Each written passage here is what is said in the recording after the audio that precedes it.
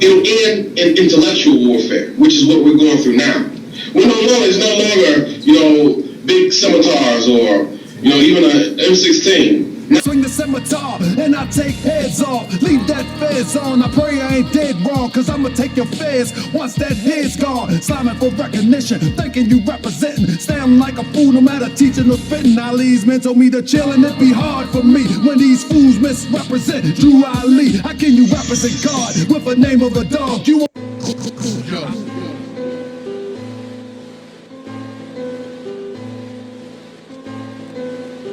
Young pups can't fuck with the Cujo.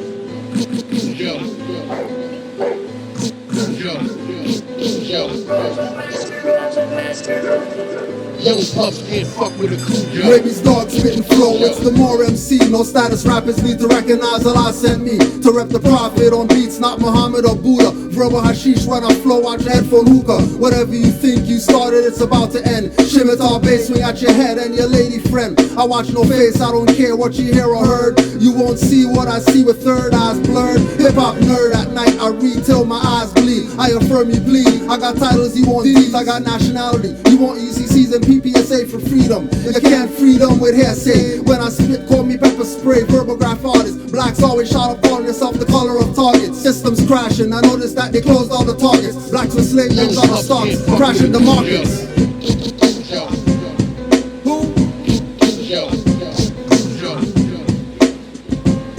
What?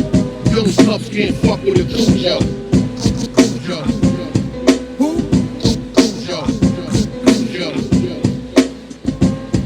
What? Young pups can't fuck with the Cujo. R-A-P-P-E-R-S-T-O-D-A-Y. Talk with tongues forked and dressed like party guys. I'm different and will not be compared to them. Every youth claims to have guns, but I'm not scared of them. We walking on their blocks, won't mess with muzzle locks. Especially after I use law and back down those cops, kidnapping them and giving Billy Club shots and slapping. Sniffing stolen coke off the dash in their paddy wagon, reaching north of office. Between bars like a chorus. All they want is black man fam at the forest. I'm going at all principles and subordinates. Moorish MC, don't care for statues and ordinance. Feathers make magistrates sit up when we step in. If I plead, it's sex relation on the front and misrepping. Standing on squares like Tekken. You call obelisks, leave whack rappers drumming and cornfields like cotton fists.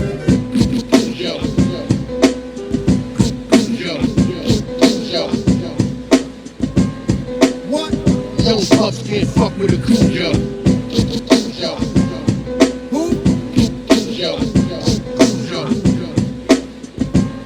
I'm bucking at the Antichrist. I'm bucking at the Antichrist. I'm bucking at the Antichrist. So as the rappers ducking, impropria persona is the status I'm stuck in. If you get with this, they won't treat you like black sheep. The choice is yours, whether you wanna stay awake or stay asleep. A lot of rappers for a check, keep it shallow, I stay deep. When pigs kidnap blue pill, I didn't hear a peep. From kill, crack, and Negroes, I notice your state of matter is soft like porridge. So what you say, it don't really matter. Won't call you imam looking like Abdullah the butcher. Tenderizing the halal pork chops and pressure cookers. Speculative, never acting through phone cameras. You lookers have no balls like at the end of a game of snooker. Punks like saying you're Jew when you're really a German. Punks calling ancestors black when they're wearing a turban. Punks punch with lines with their benign rhymes. I just tell Orishas of your sins and watch comic fans climb.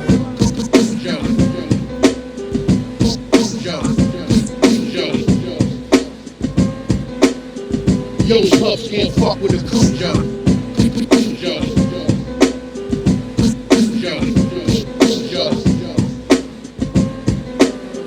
Young pups can't fuck with the Cujo.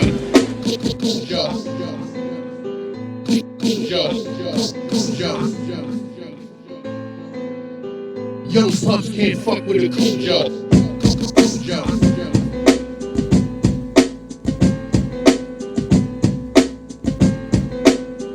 Young pups can't fuck with the Cujo.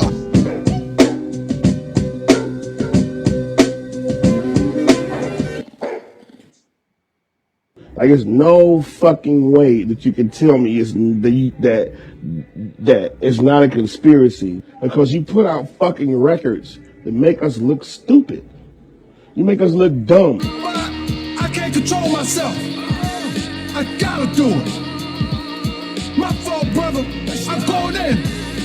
Y'all don't really want it where Ali's been. You say you Moorish, but you don't know where Ali's been. You ain't Ali's friend, so take that fez off. I swing the scimitar and I take heads. Stop. You want to play God with a culture? You want to change this shit? You want to wash us out in 20 years? I remember back in the days, man, like Kid Flash had it so fucking tough. You know, MC Hammer had it so fucking tough. And now that shit is like cool now. Leave that fez on, I pray I ain't dead wrong, cause I'ma take your fez once that head's gone. Sliming for recognition, thinking you representing. Stand like a fool no matter teaching or spitting. Ali's men told me to chill and it be hard for me when these fools misrepresent Drew Ali. How can you represent God with the name of a dog? You are Deep in the rugged cockpit country of West Central Jamaica, the remote farming community of Flagstaff, with a population of about 1,000 people, looks no different than any other rural area in Jamaica. I know Flagstaff well because this is my home, the home of my family, and the homeland of my ancestors. At first glance, the bustling city of Freetown, the capital of the West African country of Sierra Leone, with a population of more than 1.2 million people, seems to have little in common with Flagstaff.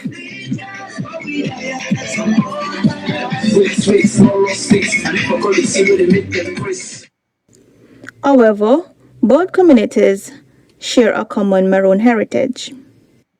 In 2011, my friends and I decided to collect oral histories from Maroon descendants in Jamaica and Sierra Leone to reveal this history.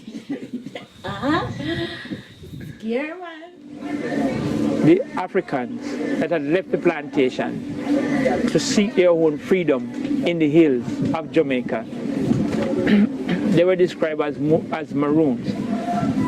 But it is suffice to say that the people themselves describe themselves as Yankunkuna, meaning that they are free and independent people who fought for their own rights. There are now 5 major Maroon communities: the Windward communities of Moortown. Moortown is situated in the lush highlands of eastern Jamaica and is home to the descendants of independent communities of former runaway slaves known as Maroons. The inhabitants of Moortown have preserved several economic, political and social aspects of their specific heritage, including a unique system of communally held treaty lands, a local political structure, and the use of the abeng, a side-blown talking horn of Jamaican origin, which serves as a... Don't forget, you saw the Hebrews blowing the stuff. They talking BS about their Hebrews. But the guys in Jamaica blowing the stuff, they're Moors though, in Moortown. Not Jerusalem, not Israel. None of that. Moortown. means of long-distance communication.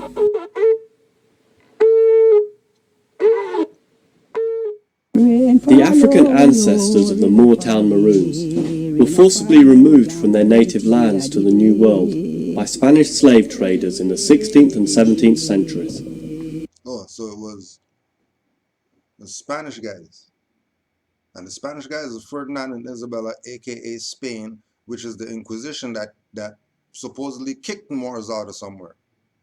So how did Moors get kicked out of somewhere and then we're enslaving black guys and bringing them over here? Stop the BS.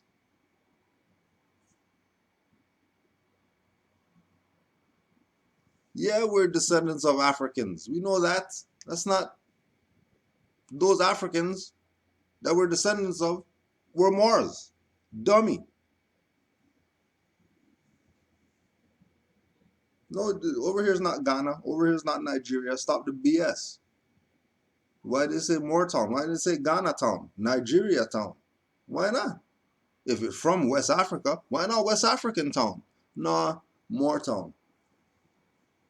Of all the stuff that they could do, stolen slaves ran away from Africa and all that stuff, of all the names that they could pick to call their town, they call their town Moortown, and you're debating Moors, whether we're Moors or not?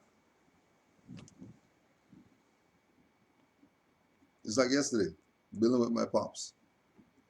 Well, how are you saying you're indigenous? Because that's what we are, indigenous. Are we indigenous to everywhere on the planet? And then if we're indigenous to everywhere on the planet, then we're indigenous. So Cujo Ado L. Oh yeah, here's the book, by the way. And it's filed in the Library of Congress, and they didn't argue. How come they didn't argue about a Moor and why you're saying this name and why this and that? They didn't argue. They just took the stuff, filed it in the Library of Congress, no problem. Author, co-author, and publisher all got L-baited. None of them came back and said, you guys are sovereign citizens. We can't file your book in the Library of Congress and all that because you guys are sovereign citizens. And you're telling, oh, you guys are the consular court, so we're gonna file your stuff. No, consular court wasn't even around when we put that book in the Library of Congress. What you mean? Moortown. Why would they say Moortown? Of all the names of a town that these slaves could say, we are. They didn't say Black Town. They didn't say Negro Town. They didn't say Jamaica Town. They didn't say Maroon Town. They didn't say Africa Town. They didn't say any country in Africa Town. They didn't say Asiatic Town. They didn't say Hebrew Town, Israelite Town, Ancient Egyptian, Kemetic. None of that. Moortown. Little island, you know what I mean? They ain't nothing. Just some little island in this vastness called the universe. And they picked Moor to call their town. Instead of all the other stuff that are, and as we say, they have documentary and stuff like that, so people recognize them as who they say they are. The term maroon, derived from the Spanish word cimarron, wild, refers to those slaves who fled the plantations in the early 1600s and established their own settlements in the Blue and John Crow Mountains of eastern Jamaica. By the early 18th century, the Maroon communities controlled much of the eastern part of the island. In order to paralyse the expanding plantation system then under British control, the Maroons formed well-organised and efficient underground military units. After decades of warfare, the British finally yielded to the community's demands for official recognition of their autonomy by signing a treaty with the Maroons in 1739. Down the valley, walk again, walking down the valley, walk again, walking down the valley. 16th and 17th centuries. The term maroon, derived from the Spanish word cimarron. Maroon derived from cimarron. Maroon's not over here. Maroon's over here. Because why? Because we're ancient Africans. Then nothing? Okay, fine. We're from over there. Fine. Even over there, we were Moors. Stop the BS. That's why all the Ghanaian and Nigerian heads of whatever wear fezzes. Why are they wearing fezzes if they're not Moors? They're just wearing fezzes because the Congo stuff? How come you guys don't bring up the Congo stuff when the Nigerian Igbo chiefs wear their fez? How come you don't go call them Congolese, whatever, that did stuff with Europeans and killed their own people and all that stuff? How come? Because you know to beat your ass if you try to disrespect their stuff. But Moors have principles, so we chill. We chill. Play your BS. We already know what's up as Moors. We already know. We're always trying to put our people on. You better wake up. And trust me, people are waking up. They're sending emails and stuff like that. We're going to go through some of those today. But people are waking up. People aren't dummies. They're actually studying first. And they're really lost. Because they're studying and there's 85 different groups of Moors. Like, who are the Moors that we should be saying, yeah, those are the Moors that we'll go get information from or study from, or, you know, pack up my stuff, leave, go visit them or whatever like that. Like, who are those Moors? And why is it again? Because they're your own. So they're giving you this information because it's yours. They want to set up the thing so you can preview what the class is going to be before it, and then what are you talking about? Isn't that the same entertainment stuff that Black Dot Hip Hop Decoded was talking about that's going to come and stuff like that in his book? About this corporate takeover of all our stuff?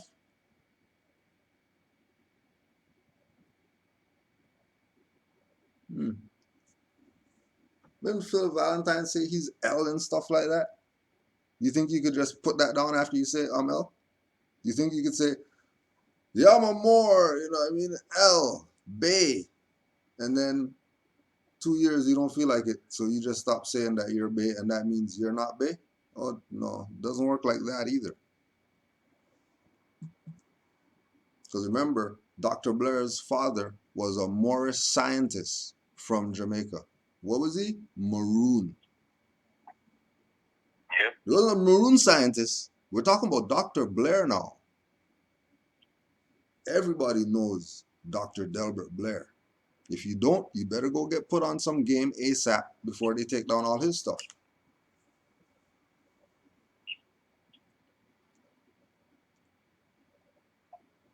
His father, not his uncle or his great whatever, his father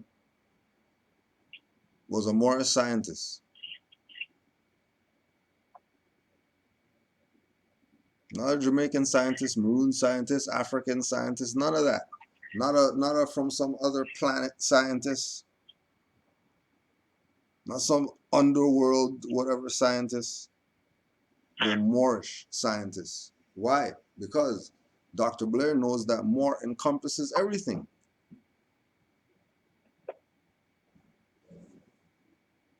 Bobby Hemmett knows that Moor encompasses everything. That's why his teacher was a Moor. How come his teacher wasn't a Kemetic guy? How come Bobby Hemmett's master teacher wasn't an African spiritualist guy? And everybody knows that Bobby Hemmett's teacher is C. Freeman L. Everybody knows that.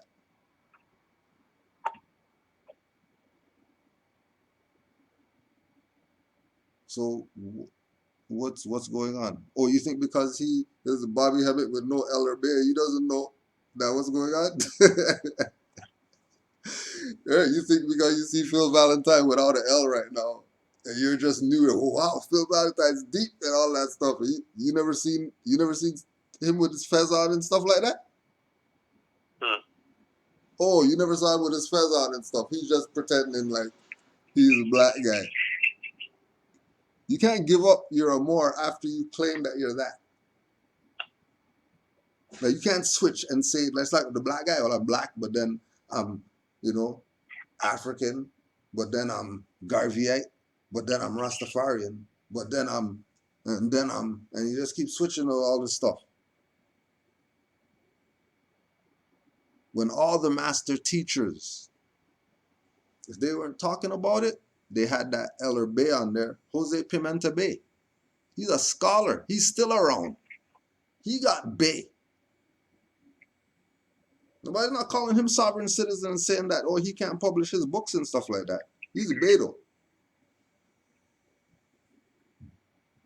He's Bay, but they're not calling him sovereign citizen. What's the difference? To somebody who they do call sovereign citizen or say anti-government or whatever. What's the difference? Both of them are Bay. Why are you looking at him like that and then looking at this guy like? So everybody knows that there's a certain standard when you say you're a Moor. And very few people are going to walk that line. Because everybody want to walk with the cool walk, so they walk offline and they go into the bushes and stuff like that, thinking that they're going somewhere. The fact of the matter, everybody knows that we're Moors. If you don't want to know, that's cool. You don't have to know. But even the Maroons know that they're Moors. There's so much Moors that they said Moortown.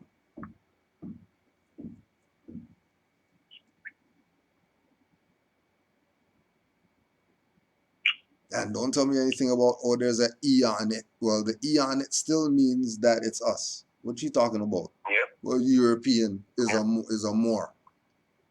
You know, European that's a Moor like that. They may amalgamated. They might be ipso jure or whatever, but ain't no European that's a Moor. And okay, let me qualify. Ain't no modern European. Zero. Even if they pretend and dress like they are a Moor, they're not a Moor. They're European. Modern European. There's a lot more.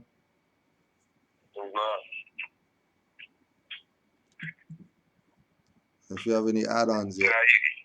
No, he just killing. I wish I could see the class. I can't see the class. Oh, all right. All right. Yeah, that's killing me.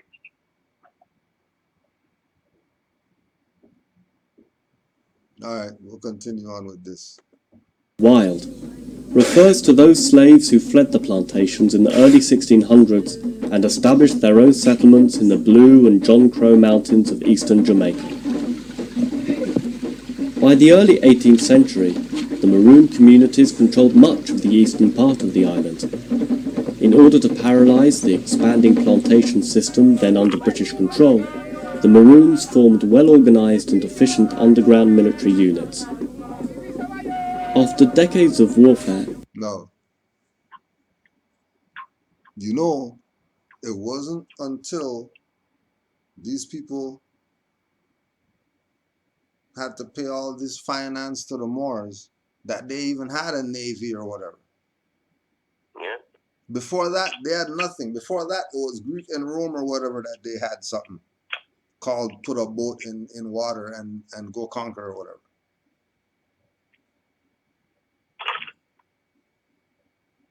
Everything is ours.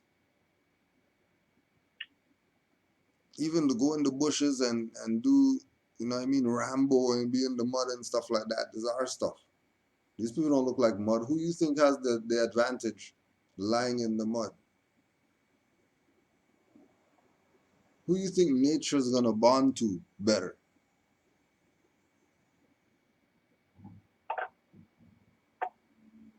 Because we know we have, you know, a cosmic connection.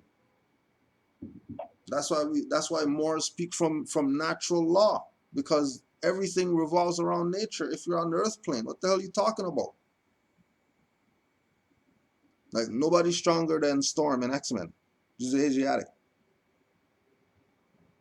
Like, you're not stronger than who can control nature.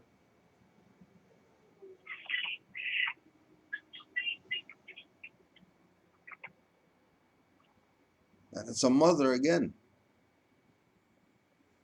That all comes down to nature being revered and honored.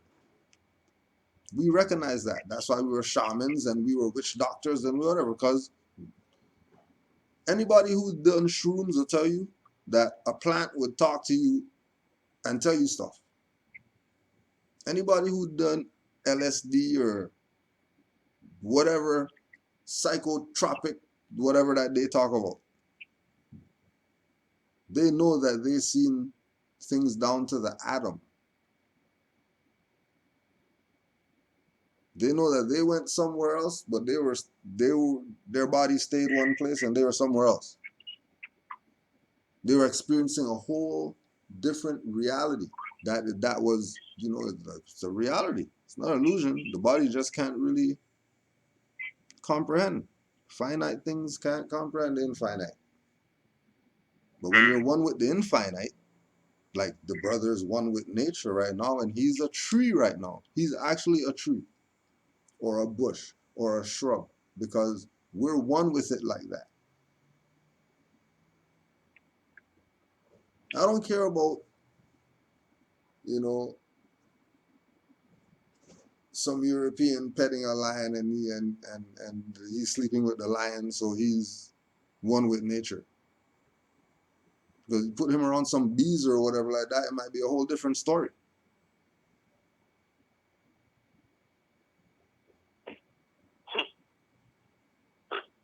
So you have people on this one-dimensional. Still, 2019, people one-dimensional. One-dimensional? One-dimensional.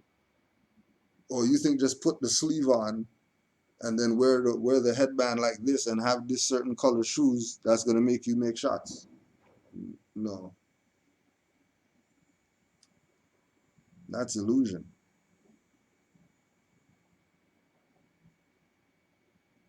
The reality is that we are the founders of it all. We're going down to even basic camouflage. Like we're the first to camouflage. No, because you see them with armies, you think that's their stuff. Hannibal had an army. He's real. He's not an illusion. Hannibal had an army. And he was a brother.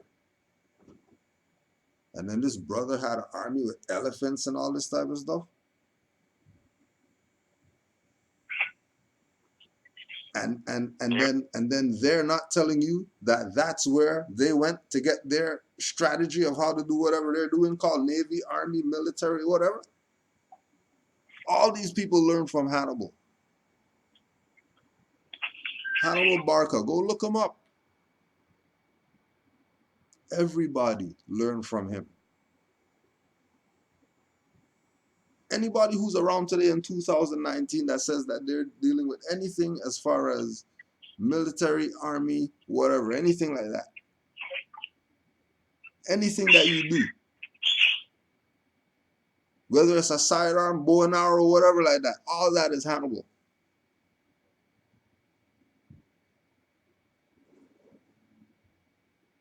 Like we're the founders of it all. And that's what they don't want to know. If the Asiatics really know what's up, then they'll get down with what's supposed to be got down with. Stop playing around.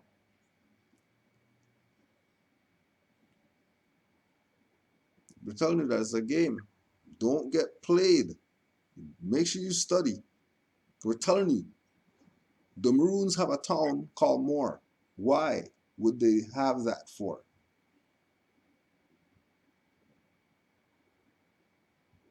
Why would they, in whatever time that they did this documentary, still be exercising the same practices that their forefathers were exercising? Just to show you that, hey, it's not, don't think that you could just run up in here. We still have our stuff. It's not like a European, like James Moore, M-O-R-E, named the place. The Maroons called it Moortown. They called it Moortown. That's the thing that's bugging me out. I'm like, but it wasn't even like colonizer lie story like they usually do, that the word Moor became known as that place. They just straight up told you, like, oh, the Maroons called it Moortown. Like, that's,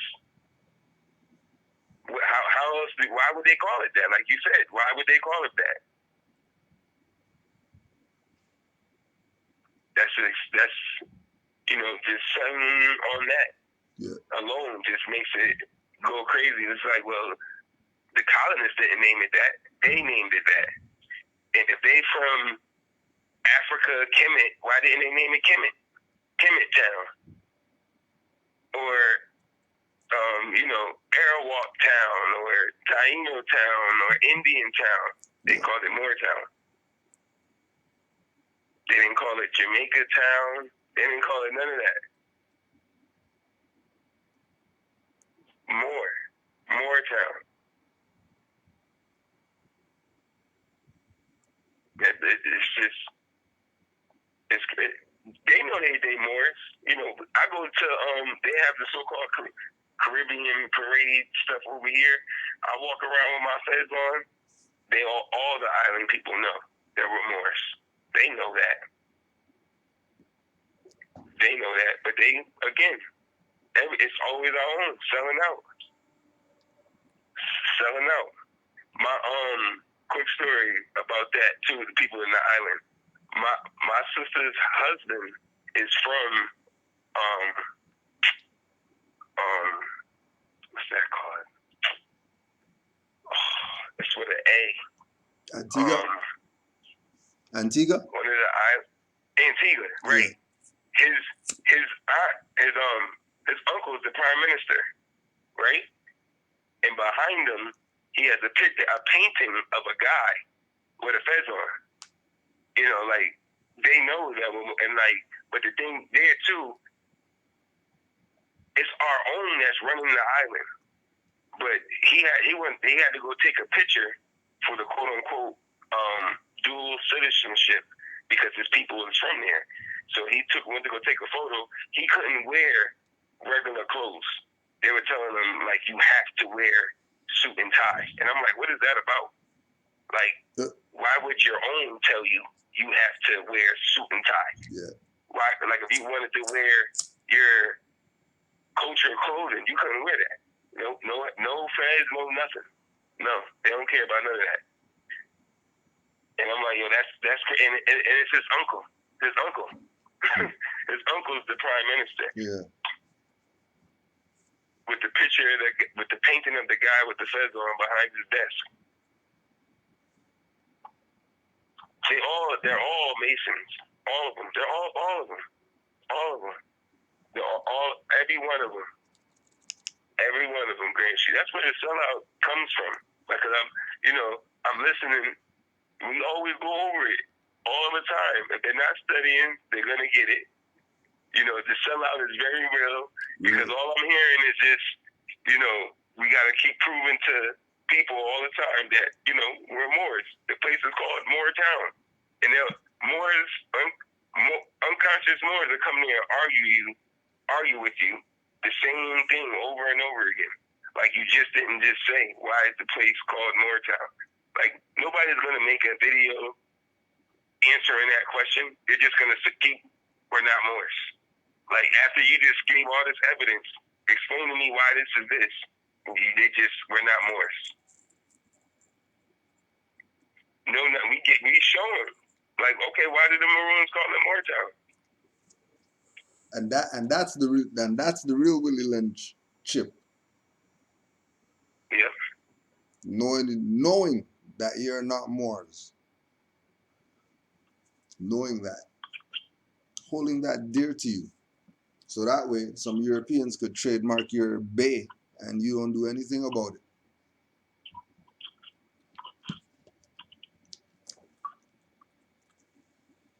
No.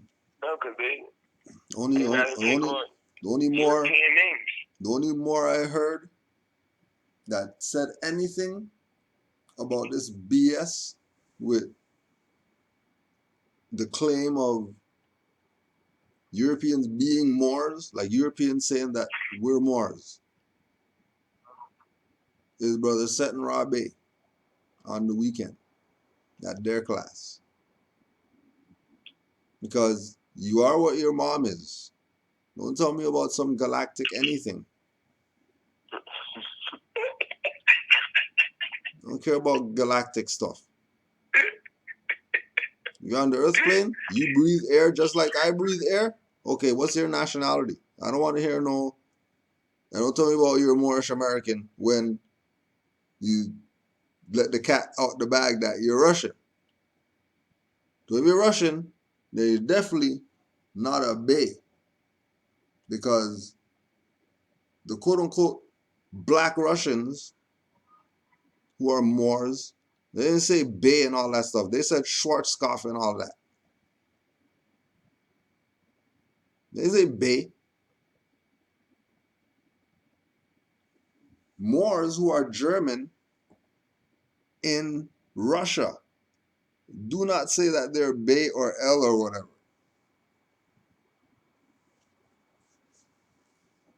Which home you talking about Europeans have? They're going somewhere.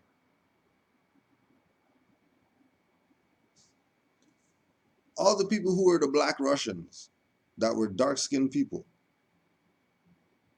they have a book about it. Allison something. I think Allison Blakely or something like that.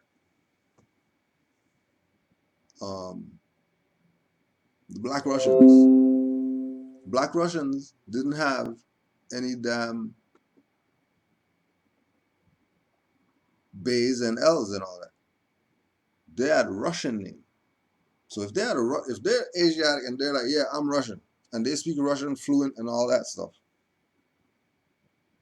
and when you check into that history, they were the upper class. They were the pianists and the violinists and the whoever else that were entertaining these Europeans. But not like they're doing it because European brought them or whatever like that. Europeans coming to them, they hear them play. It's not stuff today. Yeah.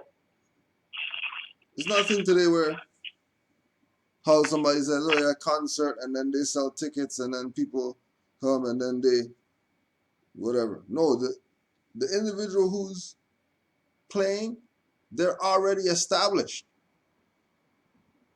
You're coming to their castle. Mm-hmm. They're not renting out a spot to come and tell you come there and then to try to. No, they have their own castle that they do their shows at, where they bring out their grand piano and all that stuff and show people. Have Europeans lose their mind. And then to look at it as some pop culture. No, that's when you look at the Shaolin monks going around the world or whatever touring, they're not just doing handstands. They're showing you Shaolin. They're showing you their culture. They're not there on some poppy show. Right. Sing and dance, jive and all that stuff. They're not there to entertain. Just like the Moor came out the bushes to show you like this. You think we're standing on our finger right now? And you won't get it right now? Like if it kicked off right now, anybody where the Shaolin people are at, everybody there is done. I don't care what they got. Because their culture is defend home base. Mm-hmm. That's their culture. Their culture is we're gonna build a wall so you people can't come in our stuff. Forget keep some Europeans up. Ain't nobody coming up in here. Only access is where we say you could access. Right, right. And that's some been there stuff. Man just wants to try to build a wall right now. That wall is nothing compared to walls people built, especially that wall. But that's culture. That's their stuff.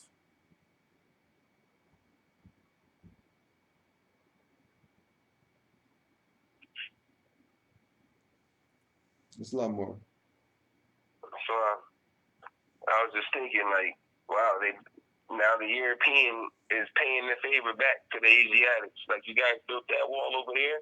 We got something for y'all. Yeah. We're gonna get that. We're gonna get that karmic debt back. And it's all playing with people.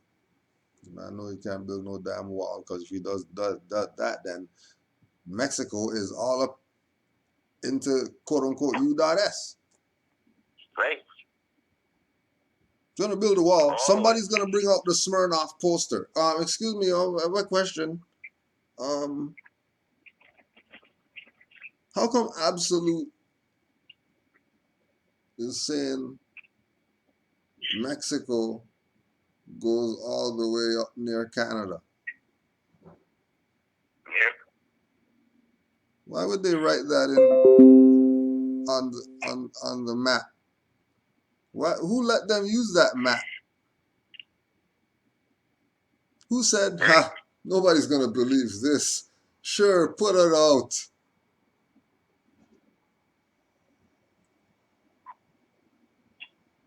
That's where the wall's gonna have to be, if they build a wall. And that post you had earlier too shows that. What are they saying? Because that post you had earlier shows that all of Mexico was really Moorish. Mm-hmm. Mexican was Moorish. Yeah. Yeah. So now who are they building historically, and geographically correct, and we're going by what that document said, who are they blocking out now? We already know that, but it's admitted now. You know what I mean? You can see it written, black and white. Like, oh yeah, we building this wall in Morocco to keep the Moors out, still practicing Spanish Inquisition. Everything, you know. The Spanish. Cimarron. Roman Pontifex and all of that. Dumb diverses, all of that. Still going on. Still going on. Still kicking us out of our own home. keep the people branded, keep them separate. You know, because once we're separate, it's just divide and conquer easy. You know, these people think they're Indians. These people think they're Black Power. These people think, you know, that's the whole game. Keep them divided. Don't just keep them away from the 4-letter word. Yeah. Oh yeah, and for and D, they do that. For just keep your thought. I just saw something in the chat for D. The original name of Caribbean islands or something like that. I think the author's name is Henry Dick or Stephen Dick or something like that. Wrote a book about the original names of the islands. You can get it online. It's like probably it must be a PDF by now. And it has all the islands in it and all the original names. I'm pretty sure the last name of the brother that wrote it is Dick. But Henry or Stephen or something. It's not even a big book. It's like a little pamphlet, but it breaks down all the islands and all the names, and too much to even just deal with mine for right now. You know what I mean? Yeah, and Horace Butler teaches as soon as you do that, when you go look up that information, go get your Bibles that your prophet told you not to get rid of, and match up all of those ancient cities with that same map. I bet you'll see all of that stuff right over here on that map. All that stuff was over in the Bible.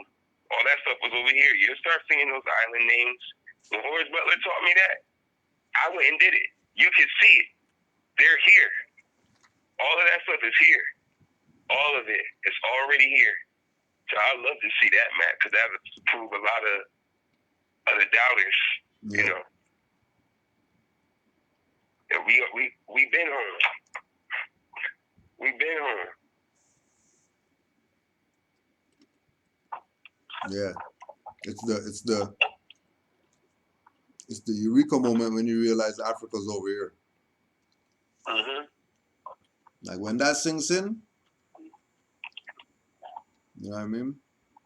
Because I remember those ones, but it didn't last too long because too much contradiction. Right. You know what I mean? Like too much contradiction. The all the way over there thing just didn't make sense anymore. You know what I'm saying? Didn't make sense. And they can't even find some places too. I'd be like, how y'all never even found that place? But it's there. No, I don't want to hear that. Yeah. Oh yeah. Troy is over here. All that stuff. I was so happy to see all of that. All that stuff is here. Jerusalem is here. You know what I mean? The land of milk and honey. It definitely talks about that in the so-called Bible or whatever. You know, and all that stuff. That goes back to what I was telling you earlier, Grand Sheik, with Joshua in the Bible. Yeah. Being Charlemagne. Okay. Yeah. All that. Yeah. All that history connects. Yeah. Joshua in the Bible is really Charlemagne, who the Moors fought. That whole, if you do a complete comparison of there's a poem written about Charlemagne from his nephew. And the whole thing is the Joshua's thing in the Bible with the Israelites and the Amorites and all of that fighting that was going on. That's Charlemagne fighting the Moors, getting permission from Pope Leo III to be able to take over and get all those lands. They make it seem as if it's some guy in the sky that told him. Pope Leo III, Pope Leo III told Charlemagne that he can go around colonizing and taking over the lands of the Moors by the cross, which in the Bible they call the Ark of the Covenant. Mm-hmm. But that was the whole thing. They were saying, like, you can do it with the Ark of the Covenant. You'd be able to take over and do all that right in Joshua. That was really Charlemagne going around terrorizing and colonizing. And what is it? Who helped Joshua in the Bible? What's her name? Rabana or something like that. Something like that. Something with an R in the Bible. But it's the same. Go ahead. No, go ahead, Mark. Oh yeah, it's the same thing in the Bible. I mean, with Charlemagne, where it was Empress Irene from the Byzantine Empire, who was a Moor. That's really a Moor, who helped Charlemagne beat the Moors. But that's the same thing in the Bible. The lady Rabana helped hide the Israelites in her house and made it seem like she didn't know who they was that they was talking about and hid them. It's the same story. All of that. To Charlotte, it was a part in the Bible where where Joshua was told by the Lord that to take his shoe off, and because the land was holy. He talks about, I think it was like chapter 3, 4, or something like that. But then when you go look up Charlemagne was 7 times taller than his feet. He had little feet.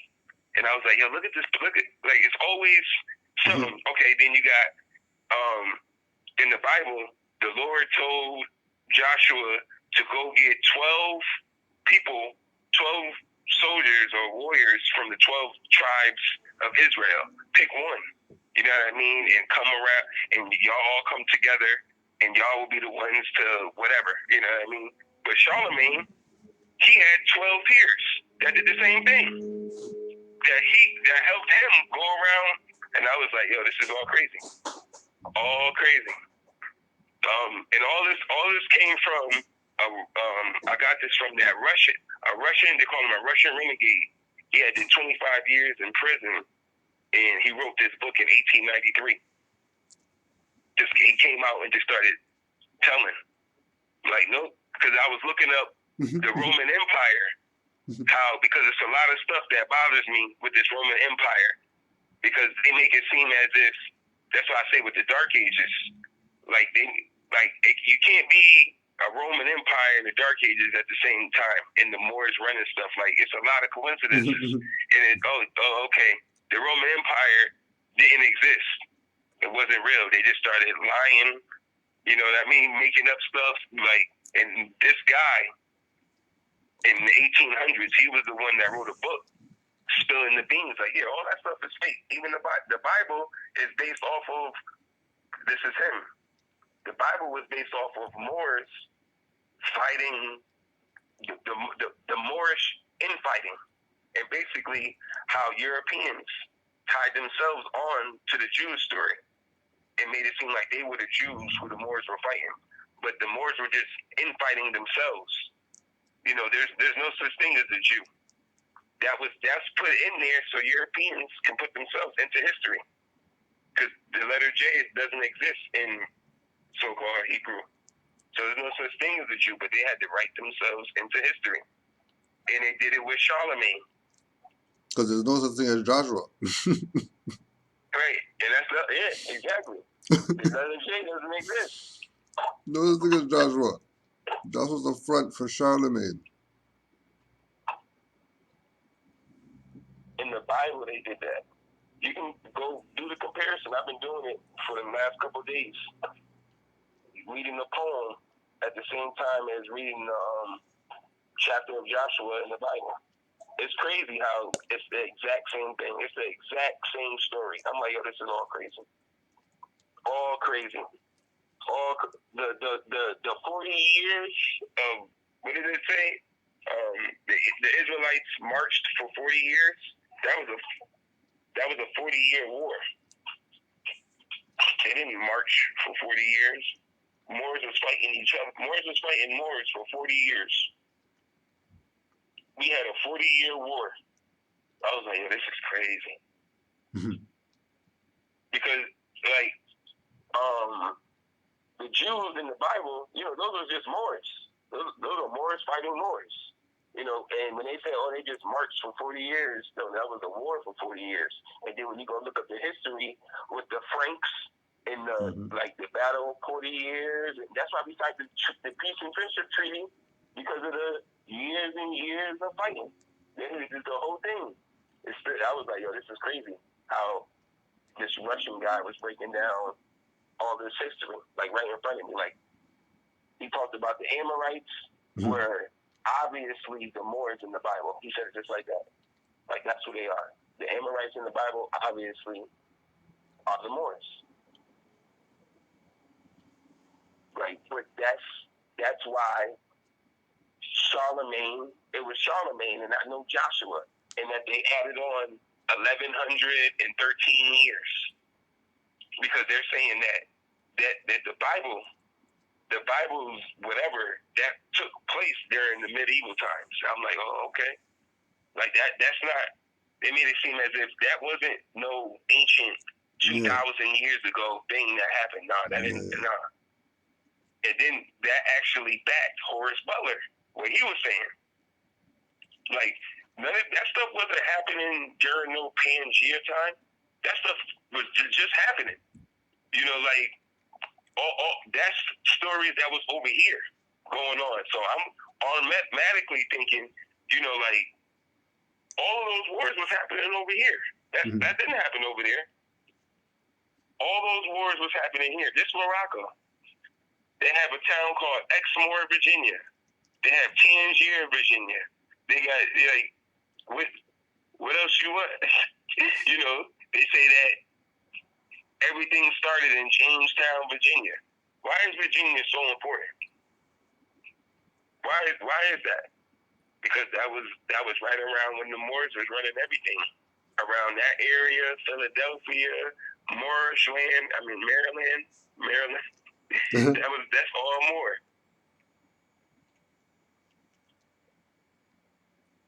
That's all Moor.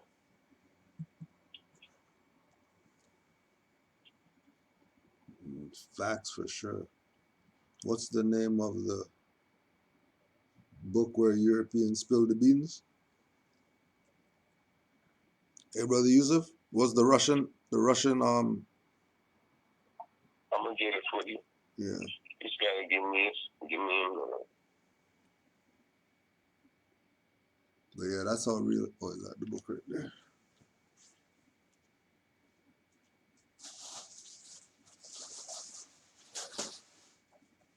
Yeah, there it is. Because if you just Google Charlemagne and Joshua, Emperor Charlemagne and Joshua in the Bible, and click books, that's a secret. Everybody should know that.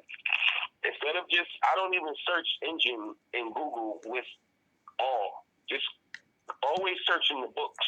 Just go right there. Just go right to the books. You don't got to deal with all these blogs and these BS websites and all of that. You can go straight to the book and it tell you the year. I like finding ancient books. Those are the books I like using. But you can find it just like that. Dang, I wish I could just. And the book I was talking about earlier, Russia and the Negro, Blacks in Russian History and Thought, Alison Blakely. And she goes off in this. He talks about, Russian talks about pilgrimage from different places to Russia.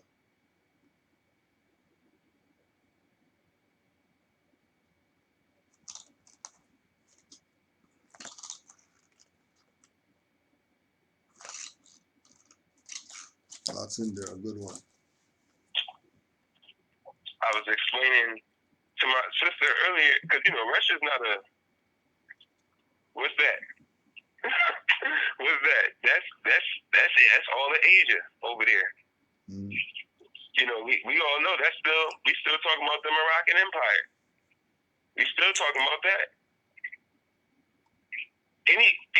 Look up the word civilization.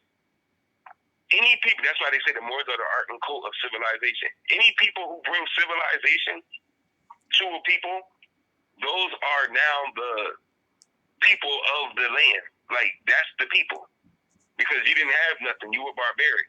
That's why they switched that and flipped that on us to make it seem as if we were barbaric. And they brought the knowledge. Yeah. Right. Yeah. And with that Bible, they bring that, like, that's why they label us like that. That concept comes from us, which was the truth.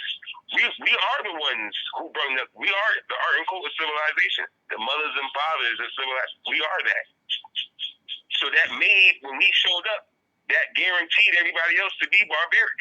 Because if it wasn't for us, you guys would still be living in whatever you were living in. We made the running waters and all of that. Every place we went. And for some reason, we just, at the end, we just always get kicked out. I don't know what that's about. We just always get kicked out. In so-called Hindustan, we had a war and got kicked out. We bring that civilization over there. Europe, we bring that civilization over there. We did all of that. But we end up getting kicked out. I don't know what that's about. I think it's due to infighting and people like, all right, we just tired of that now. Y'all can leave. Yeah. Like, y'all gonna keep doing that now? Like, nah, y'all can leave. Yeah. Don't wanna just deal with the principles. Always gotta hate somebody. Yep. Probably started that. No, I'm the one that built all of this. Yeah. Oh yeah. Yep. He got the juice. Yeah. He got the juice. You know how the Moors get. And then everybody, nope, it wasn't supposed to be about that. We were struggling and you were supposed to come in and help us. What are you talking about? Now we owe y'all everything. You trying to, nope. Y'all gotta go. None of that. You got to go. Y'all gotta go. Getting a little high on your little that Django horse or anything. Getting a little high on the Django horse. And Slow I down. know that's what was happening. Yeah. We do that now. Yeah. We do that now. That's crazy. We do that now. Oh yeah. The British finally yielded to the community's demands for official recognition of their autonomy by signing a treaty with the Maroons in 1739. Walk again, walking down the valley. Walk again, walking down the valley. Originally from Western and Central Africa, with diverse languages and cultural practices, the Moortown Maroons developed new collective religious ceremonies that incorporated various spiritual traditions. These traditional expressions and practices, which were eventually named Chromanti play, constitute the very foundation of Maroon identity to this day. Walking down the valley, this lovely wedding morning. Yeah, right. Turn down, man.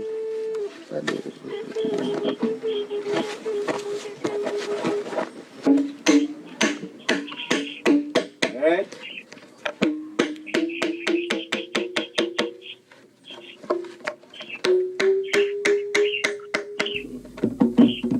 During Chromanti ceremonies, dances, songs, and specific drumming styles are performed to invoke ancestral spirits.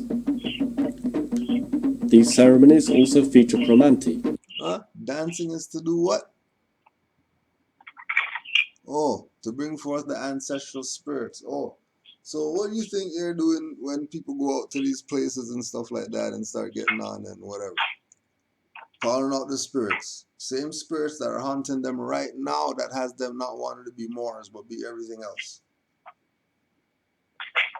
Same spirits that they got warned of, that they got told, make sure you have your sage and stuff like that. You got to sage out everything, you know what I mean? Shoes off at the door, all that stuff. No madness. Can't bring no stuff in with you. Places gonna be repelling out everything. Now think about a full culture of people now. No different than the Samoans or whoever that have some type of invoke their ancestors through actively putting forth that energy that you are that, want that, whatever. Physically doing it. In this case, dance. Once the mind is sound, right? What are they on? Self-autonomy. So they're handling their own stuff. They don't need anybody for anything. They handle their stuff. They got their land. They're straight once they have land. In their own land. Have their culture. Yeah, they might have had some messed up articles in the treaty. But European was like, hey, you know what? We don't have no problems with you people. We really don't have any issues with you guys, specifically.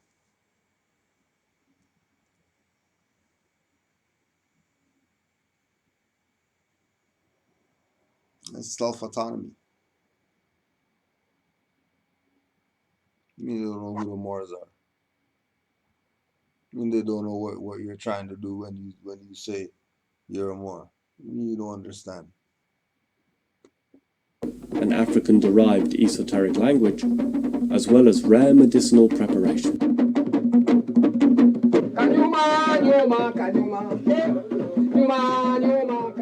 Charlestown and Scots Hall, located in eastern Jamaica, and Leeward Maroon communities of a compound town and Flagstaff in the west end of the island.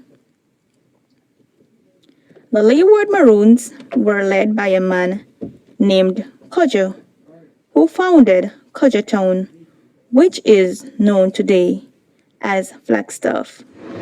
When Cudjoe sought a safe haven that the British could not manage him and his troop, they fled to the Cockpit Hills of St. James. Here I'm standing on the path that Cudjoe took for his rescue to Pet River Bottom.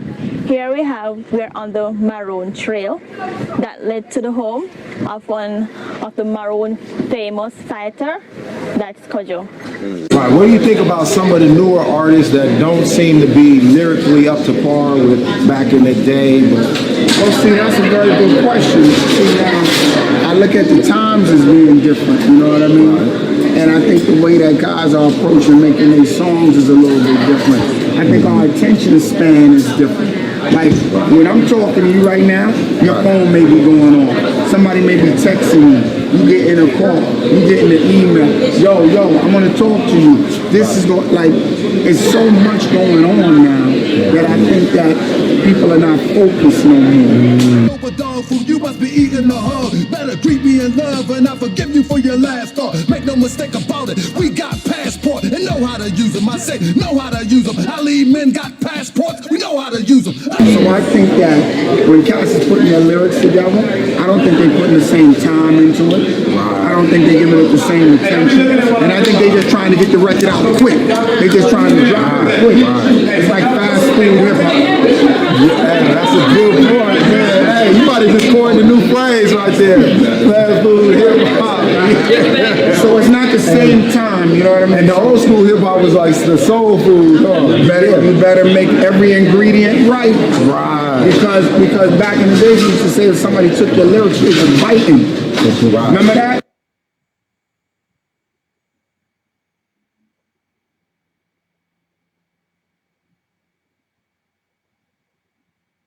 Yeah. Biting my rhyme, like that was damn near like a death sentence. Right. Because Hold up. Hey, young Roger, bring it back. Let's calm it down.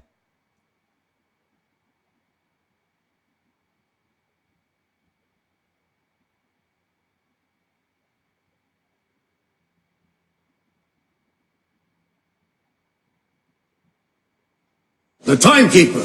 You left it to illuminate our hearts.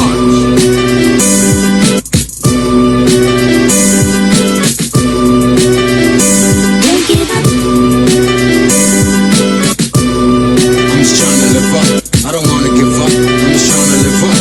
I don't wanna give up. I'm just trying to live up. I'm sitting contemplating whether I wanna give up. I'm here concentrating on giving up. They say to suck seed I'd rather achieve. They want you to believe and take it slow, but I bring it to fruition. I make it grow, manifest destiny. That's all I know, but the test keeps testing me everywhere I go, and I'm trying to open sesame and break this fucking mold. Now this search for this recipe is eating up my soul, all my members and faculties. I'm trying to gain control. They say it's a process, we all gotta go through to get to higher self from low. But a soldier never knows the strength until he faces foe, and a mastermind never knows by being told. He traces DNA to the ages that were old. Beware of the spies and the lies that they sold. Align with your constitutional fold. Align with your constitutional fold. Align with your constitutional fold.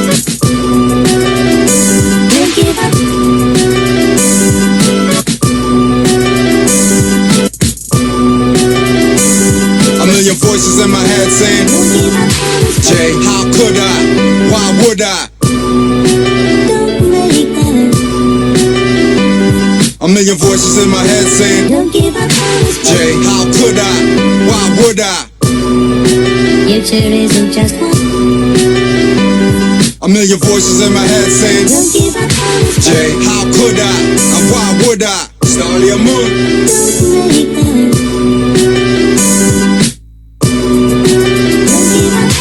Sitting meditating on the quality of life. Here deliberating if I should stay in this fight. They say we don't read, put it in a book. They want us to concede. I never look, but I use my intuition.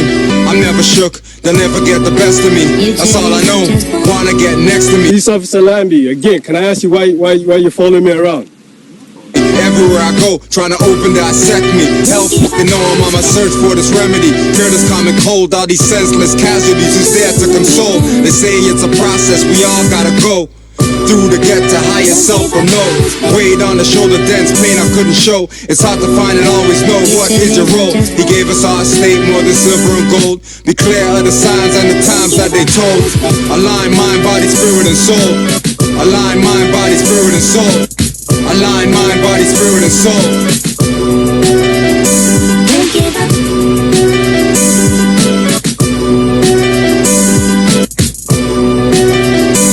A million voices in my head saying, Jay, how could I? Why would I? A million voices in my head saying, Jay, how could I?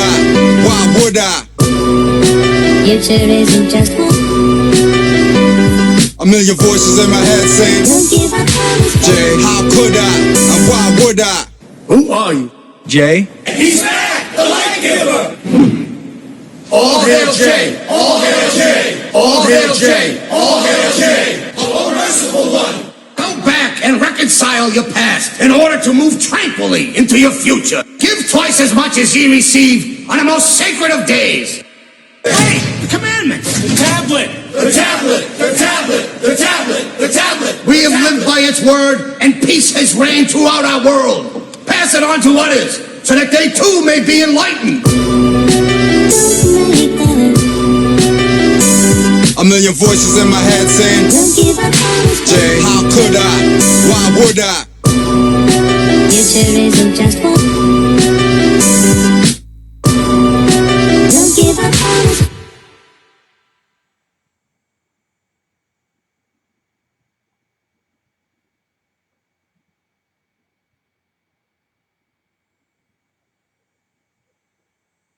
never wanted nobody to say it was biting. You had to be original. So now, people biting, it don't mean nothing. Yeah, it's almost expected. It's almost like you're supposed to do it, huh? Right. Like you're biting. Like you didn't bite. Nah, this ain't right now. Right, yeah.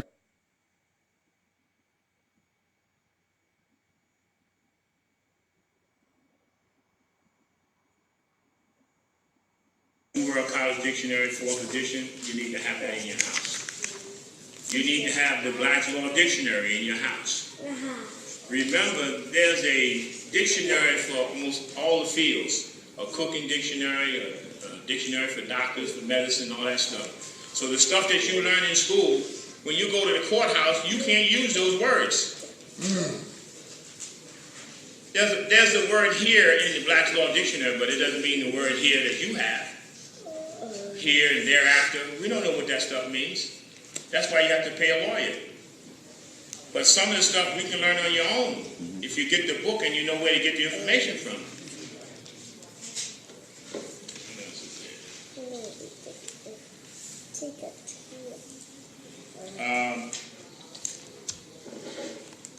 There's two people that I have DVDs of, and you should check it online or see if you can pick it up.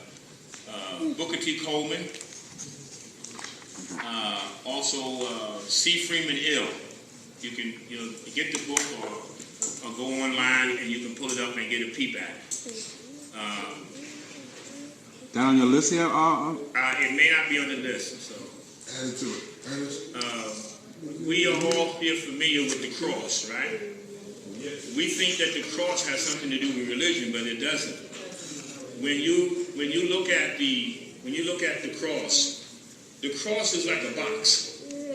If you had a box, a square box, and you put a line down this way and a line across this way here, right?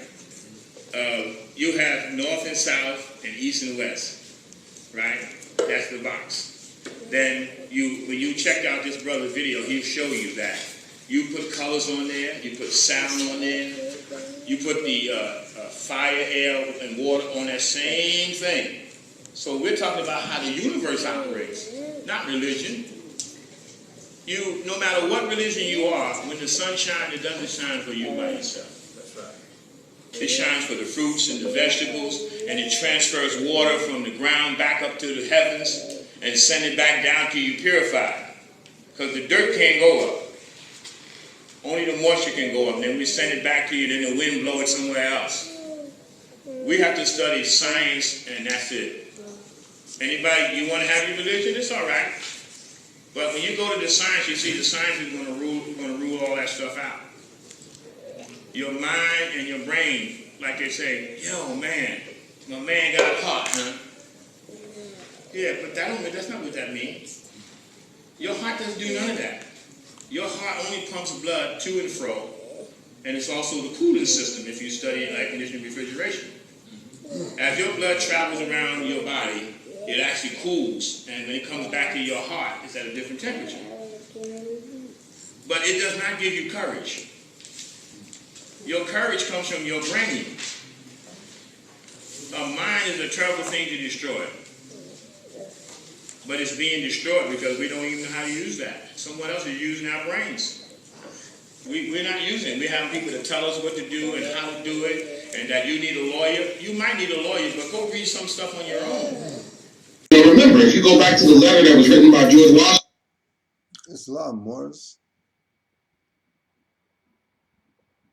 So we had some questions. We had some screenshots too. The screenshots crazy. You there, Mark? Islam, I got the name of that author real quick. Oh yeah.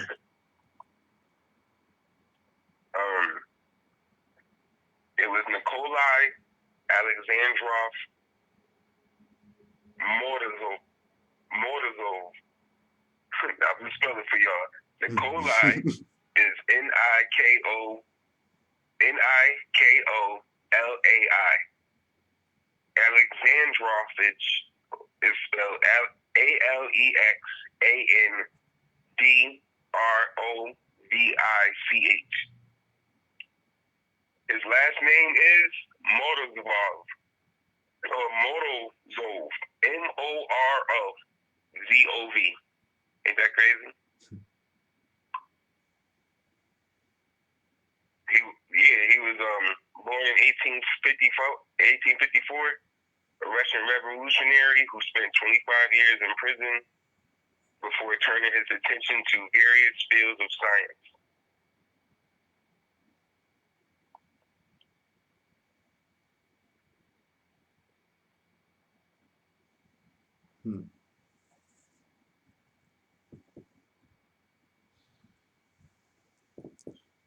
So I have this thing up right now. Moore sent this. You said you can't see right now? Oh, I can throw it up. Hold on.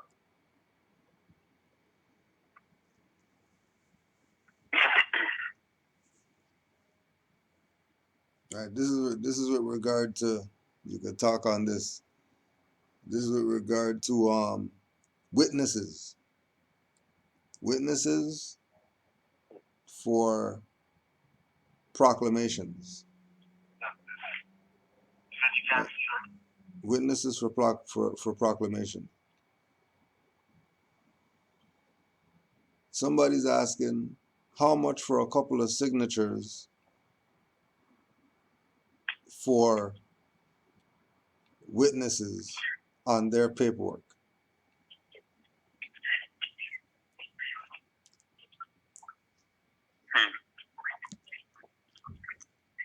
Like just that whole concept, just what your perspective is of somebody, you know, and then the receiver is saying, yeah, it's this price for the signatures.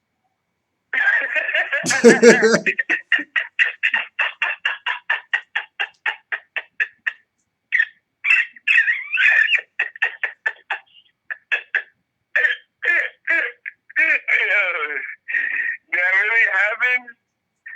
We live right now, Gracie? This is for real? Come on, man. That is the craziest thing I ever heard. Like, that's not, okay. How much for all right, I think it's because, too, at the same, first of all, I can tell, like, see, we're not studying. That's the first thing. Like, that's when you know, like, you're not studying just off of people's questions. You know what I mean? Like, I remember hearing that from the mothers back in the day. You know, she could, when she first said it, I didn't know what it meant. You know, it's like, I know you don't know. I know you haven't been studying just by the questions you ask. Yeah. When she said it, I didn't even know what she meant. I wasn't even there yet. I was like, man, she just made me, I'm scared to call in and ask a question. What it made me do was go study. And then now I can say, okay, I can see what she meant. I can tell you're not studying by the questions you ask. Because you would know, you still don't know who you are. You still think, it's going to be some guy in the sky that's going to come. Nope. They still think you're going to pick. Yeah, they still think that they could be made of more. Yeah, exactly.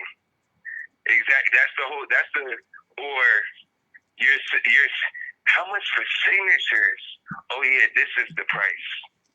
That is crazy. Yeah, that's crazy. That's crazy. Even if you just offer the basis of you read the prophet's works. If you studied the prophet's work, he told you, if you're the only one, be the only one. So how you gonna get signatures now? Yeah. If you're the only one and you're supposed to be the only one, how you gonna get signatures? If you had that mindset already, you should already know I shouldn't be getting charged. Just off of that, like how you getting charged for signatures? These people put their titles or names on pieces of paper all day, every day. They ain't never dared to think to ever charge a European for none of them signatures. Ever. None of them colonist, paper terrorist stuff that they sign every day. They don't charge nobody or ever got charged, you know, for a signature. Like, that's absurd. Whoever started that is crazy. There we go again. Like we said, dirty Moors in history, back in the day. You keep thinking it's the European. European didn't even do that. Dirty Moors did that. Have you thinking you're supposed to pay for some signature for your freedom? And then you read the thing, right? People get mad. You won't make them financially stable for free. People get mad because you won't make them financially stable for free. Yeah, I keep telling them. See, that's the thing. That's that power. That's that. See, all of this right now gives that energy to Monita, the Roman god of money. That's all that. That's what that is. That's what that whole energy is. They don't see that though. They don't see that whole. Oh, I gotta pay that. That's all Roman. That's Roman. That's not ancient forefathers and foremothers principle. We wasn't doing that.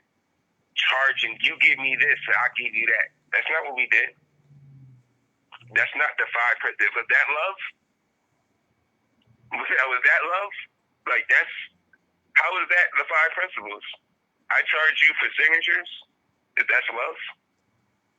That's love, I don't want any. That's true. That's love, I don't want any.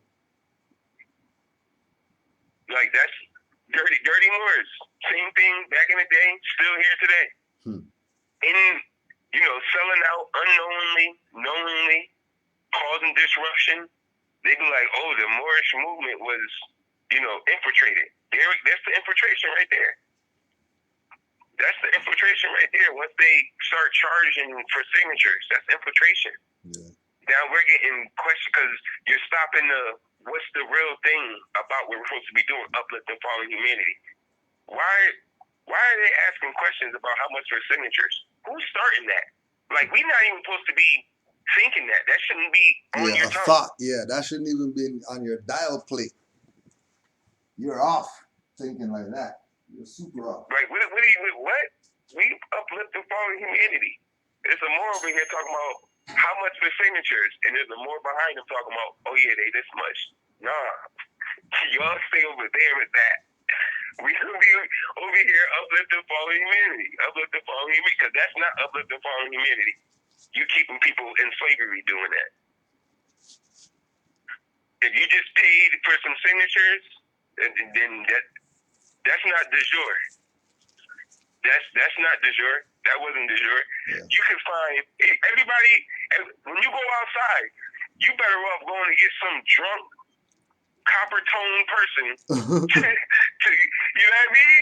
Like, yo, just sign right here and put Bay at the end. B-E-Y. You can spell that? Yeah. All right. Thank you. Have a good day. You know what I mean? Here goes something for your troubles. You better off doing that. You better off doing that. You about to pay $250, $500 for some signatures. That's crazy. Because you didn't study. Not knowing that every dark-skinned person you see outside was a Moor. All you got to do, the whole thing was, you got to uplift all humanity. You got to get that person where you're at with the information. Now they can witness for you for free. Exactly. You got to uplift them. You're not doing that. That's Say that again, Moore. Say that again. That was one right there. That was one. Say that one again. You got to go out there and get the people where you're at, so you can get them to sign and be your witnesses for free. Because now they're where you're at. You don't have to go around but you're not studying, so you don't know that. You didn't know that you could do that. You didn't know that you were the one. You're the Moor. You're the mother and father of civilization. You're the guy. Or you didn't know that Moor's been there as Moors for the past 10 years. Your dumbass just woke up. You've been asleep. You think you know something now because you want to get some papers. Yep.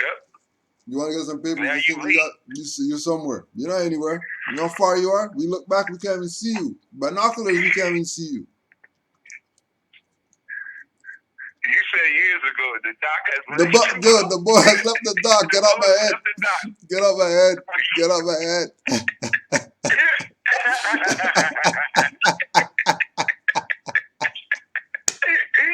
You said that years ago. Get out my head. Years ago. And somebody's coming around talking about, how much for these signatures? Man, get my lifesaver jacket up here. Drown or something. Trying to deal with that. Throw that more rope. Throw that more rope fast. He's going down. He's going down. He's going down. Cause I'm like, wait a minute, we've been left. We left already. We left already. We said how much for signatures? And then there's another more talking about, oh, they cost about this much. Who taught him that? Yo. Who taught you that? You paid for signatures too? Who's his teacher? Like, you obviously didn't study. Oh, that's easy. That wasn't even sit down, think about it hard. You know, I looked at my Moor bike like, okay, you're the one. Come over here and put that day on there. Thank you. Went up to my sister. Well, you know, you're obviously the one. You told me I was a Moor. You're the one. Sign right here. Now let's go. Let's go. But you know, now I'm like, what, brother? I showed another. I was like, your family. I told him. I said, your bloodline. Everybody in your household, y'all can sign each other's papers. You just not studying. He didn't know that. I'm like, you're not studying, man. We gotta get out of this. I gotta get this paper so I can get this. That's. Well, here. How about this one? How about this one?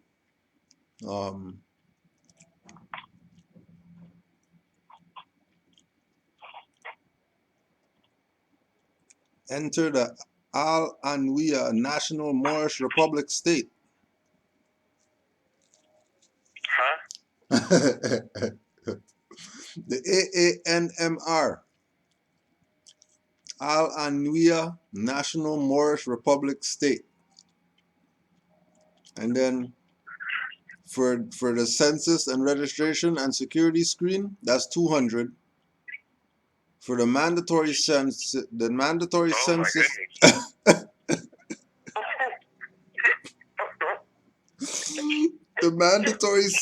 registration class assignment for nationality certificate 125. A nationality certificate? Yeah. No, you ever heard of a nationality certificate? A Chinese nationality certificate? You might want to get your law dictionary. Certificate? You might want to get your law dictionary. Statement. Yeah, because there's a lot of stuff already. Statement of lineage and homestead 125. And homestead. Yeah. 125. AANMR passport and public ecclesiastical minister ID 125. Minister ID. Okay. 125. Why is it 125? What's that number? I don't know. I know 5 and 2 and 1 is 8, and that sounds like perpetual servitude.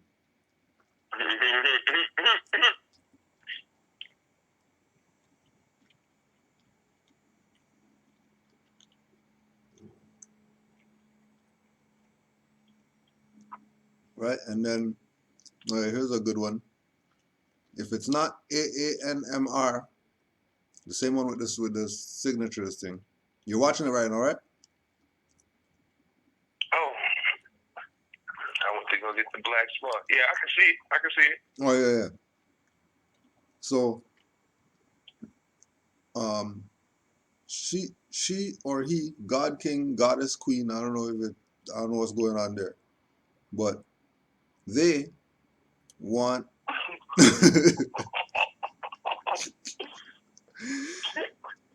They went to the RV Bay Publications website to get a nationality card application.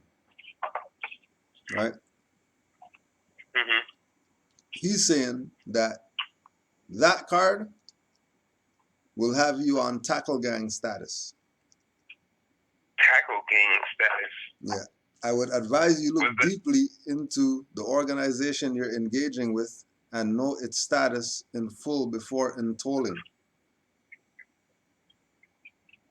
Now the question that the individual had was, how is it to nationalize? I've seen recent posts about it, but when I'm ready, I'll let you know. Right? That's how they ended the stuff. Oh my goodness.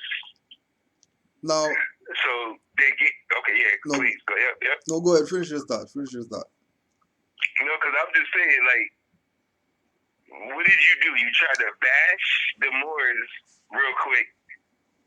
You know, like you heard this about the Moors, and then but I'll let you know when I'm. What was that? Like the Great Sheik said years ago. I got my birthright. Like if you want to keep playing games because you're not studying and you listening to what other people saying, that's your birthright. We're not here to do all that. Oh, convinced. But the other thing, what did you say that they said in the beginning? If it's not the Alda Anwi or whatever, they have nothing to do with it. And the card, the nationality card, right? From the nationality card is gonna have you on tackle gang status. Right. Okay. Well, when the European that was hiking in the woods when you was here, Grand Sheik, why he ain't come in and tackle me? When he found my card in the woods and bring it in, you know, why didn't he didn't come in and tackle me when he found my card? It's European now. Colonizer, slave guy, European. No tackle gang, none of that. I've gotten pulled harassed by a highwayman, whatever. Ain't no tackle gang, none of that. No tackle gang. None of that. I remember being on the highway, me and my brother, we was going down south, we were in the rental, I'm traveling, and we get pulled over because they got these everything's a trap on the highway thing.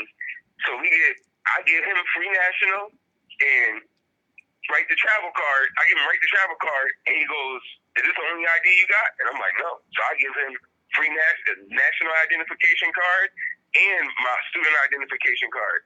So he was like, "That's all you got?" And I'm like, "Yep." Oh, sit tight. Comes back. Oh, Mr. L, you have a good day. Gives me all three of my identifications back. Me and my brother continued on 91 all the way down south, or 90, all the way down south. All the way down. No, I don't have those IDs. I don't have a social. I don't even know what that stuff is at. I don't have that. I don't even carry it.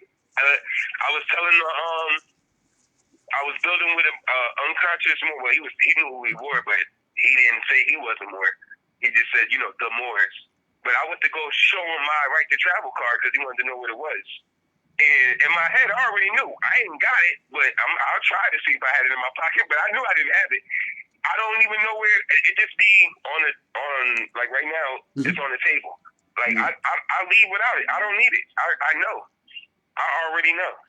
I don't need, because I tell them you're gonna get that ID in your pocket and think that's what you are, the ID. So anybody say something, you can just pull it out, but you never read the ID. You never even read it.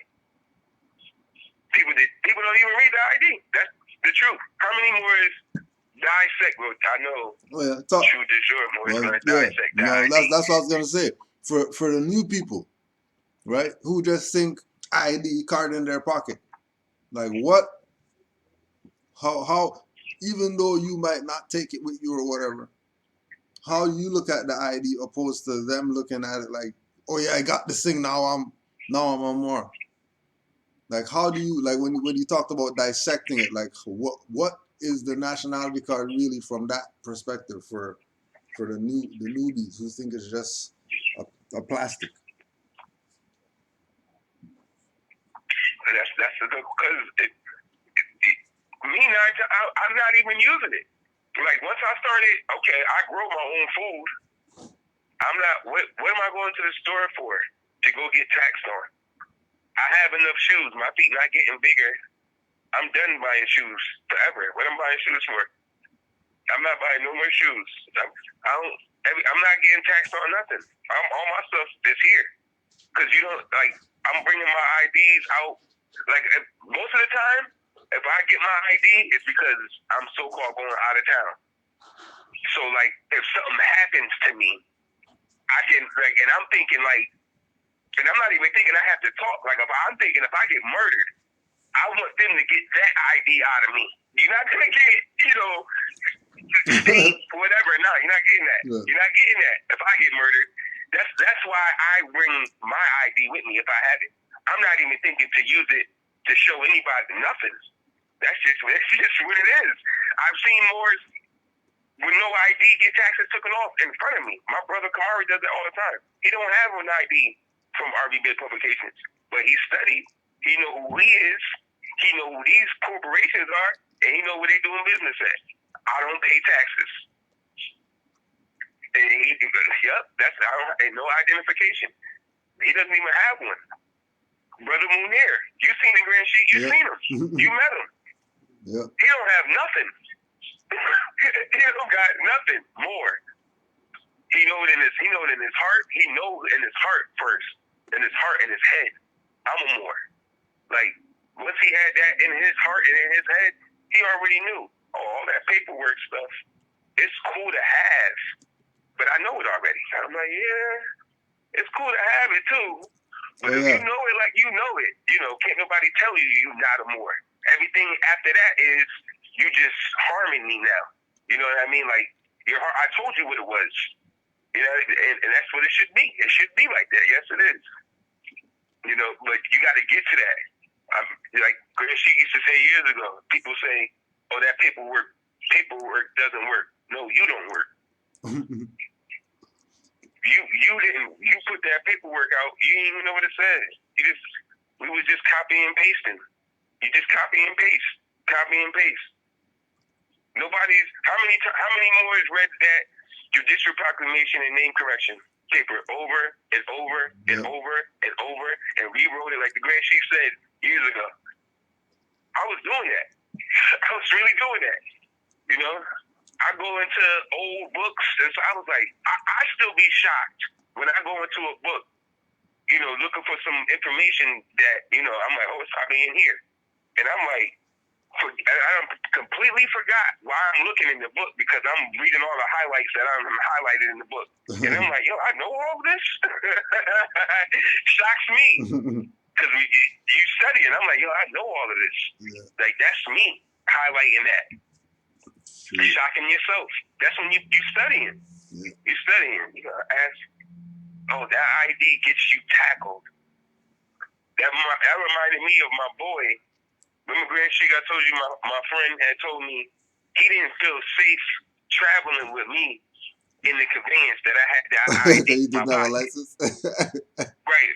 But the thing was, I'm in his conveyance. Yeah. He's traveling. I'm like, what you worried about me for? You're good. You got the license and all of that. You don't feel safe with me in your joint? Like, yo, it bugged me out. It bugged me out. I'm like, yo, we're in this your conveyance.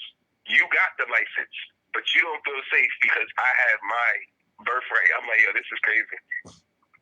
Same, because you're not studying. You're not reading. You think you really black from Africa slave ship. And I done joined some cult thing with something on my head. Like, nah, that's not. You crazy? I try to tell him, I'm like, yo, I'm not crazy. I'm a regular dude. Like, I'm real regular. I'm not crazy. I know 2 and 2 is 4, and that we was lying. Everybody for years was saying 2 and 2 is 5. They're running with it.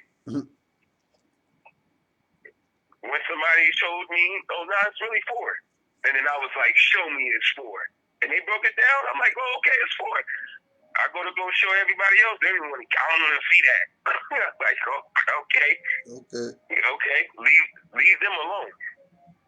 Yep, take your cat, go in the house. Yep, take your cat and go in the house. Because they going to harm you. They gonna harm you physically, emotionally, verbally. They gonna hurt you. You coming over there bothering them. They love staying in nigger mode. Love it. Love it. Love it. They can complain. They can stay doing that, wishing and hoping and praying. They like doing that. Leave them doing that. Leave them. These people love complaining. I always tell the Grand Sheik that our people love complaining. That's what we do. We want to complain. We don't want remedy. We want to complain. We want to be, we was in slavery 400 years. Y'all want to complain. Y'all want to complain. Y'all don't want remedy. Y'all want to be able to say, the white man. Y'all want to say that. Y'all don't want to not say that no more. They want to say that. Y'all want to complain. They don't want remedy. They don't want us as black people. That's not remedy. Saying that, calling us colored, that's not remedy. Y'all want to complain. These people don't want remedy. They want to complain. Our people love complaining. Grand Sheik got to show videos all the time. Somebody complaining. 400 years. They love saying that. 400 years. And we debunked that already. How is this 400 years when you're paying annual tribute to the same people you're supposed to be enslaving? How you did that? You're paying tribute to the people who you're enslaving. I would love to know how you did that. I would love to know how them big old packed like sardine ships was just going across the Atlantic past the Moors, who was just kidnapping and ransoming Europeans by the millions. How was you doing this? How was this 400 years? Somebody's lying. Always our own. Your boy Alex Haley, lying. Lying. Your own lied to you. What they say? We ain't know about slavery until Roots came out. That's the truth.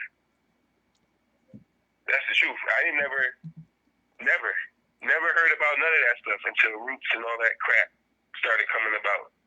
Or was it? Nope, none of that. Nope, none of that.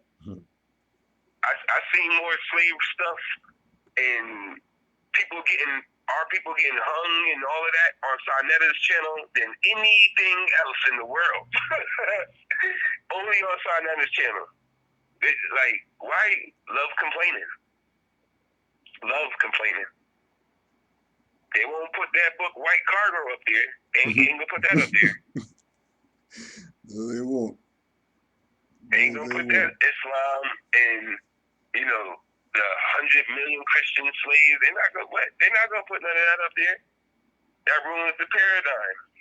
They can't complain once you say that. Now you can't complain. Once you say that, we enslaved Europeans before they enslaved us. What y'all complaining about? So you enslaved them first, and you know that, and you still talking about 400 years. But you enslaved them first. 400 years. These people, they know that we enslaved them first. Everybody knows that. Everybody knows that. But we got to play the, kickback game. Everybody's getting the check. Everybody's getting paid. That's the whole, Spanish Inquisition. Back to that again. Keep the Moriscos at bay. You know what I mean? Like, just keep them enough to function. They'll sell each other out anytime. Anytime.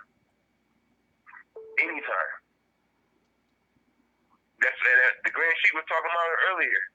That the people in I forgot what he was telling me. In the islands, how they're going over there. And was it you that was telling me this? That the island was closing. The hotels was closing. Nah. Because it wasn't you? Nah. The hotels? Okay. So I think it was my sister then. The hotels in St. Kitts was closing. There's an island called St. Kitts. Yeah. And the hotels are closing because the Europeans are obviously the ones that go on traveling or whatever. But they say the people from the island say the Americans, quote unquote, are the most rudest people because in St. Kitts they're not about money. It's not all about the money. It's not like that. It's about morals, respect, and stuff like that first. And they said the Americans are rude. They think they can just come here and buy anything. Like, and that's our thing. Like, everything got a price. So they go to the island thinking, they can just be rude and whatever, and I'll just leave you a $600 tip, and you'll be fine. Like, in the island, they don't do that. In St. Kitts, they wasn't like that. They still had morals. So a lot of the hotels is closing down because of that, because nobody's working there. But the thing is, in Ghana, so-called Ghana, they got the so-called African Americans here going to places like that because they know they'll work. They'll take those tips. They'll take that. They'll do whatever for $1. We know some people over there that look just like these people that'll do anything for that green paper. Anything. But the rest of the world is not like that. We only do that here. They said the people in St. Kitts say that the Americans, their whole conversation is about money. Everything they talk about is about money. About, I got to get this, the opportunity to do this. Nothing's about how are they doing? Like, how's your children? And so, even when they talk about that, it's, Jimmy's in college. That's close to me, an arm and a leg. It's always back to money. I was like, that's crazy.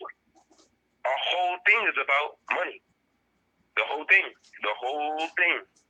bugs me out. And like he said, I got the prices, the prices for the signatures right here. This is how much. Like, what? How did we turn signatures into a profit? That's how crazy it is now. Off the birthright. Off the birthright. I just need you to be a witness. Yeah, that's gonna cost you. That's gonna cost you. I remember, in the beginning, I think they turned that. They saw that Moors were being genuine. This is what happened. Moors were being genuine and try to, because you helped me with my paperwork and stuff like that. They thinking you did something for them. They be like, let me just leave this for you. And, trying to do something for it. Good. You helped them. You didn't even ask for it. They just, I remember I helped a brother named Steve like that in his consanguinity, his bloodline.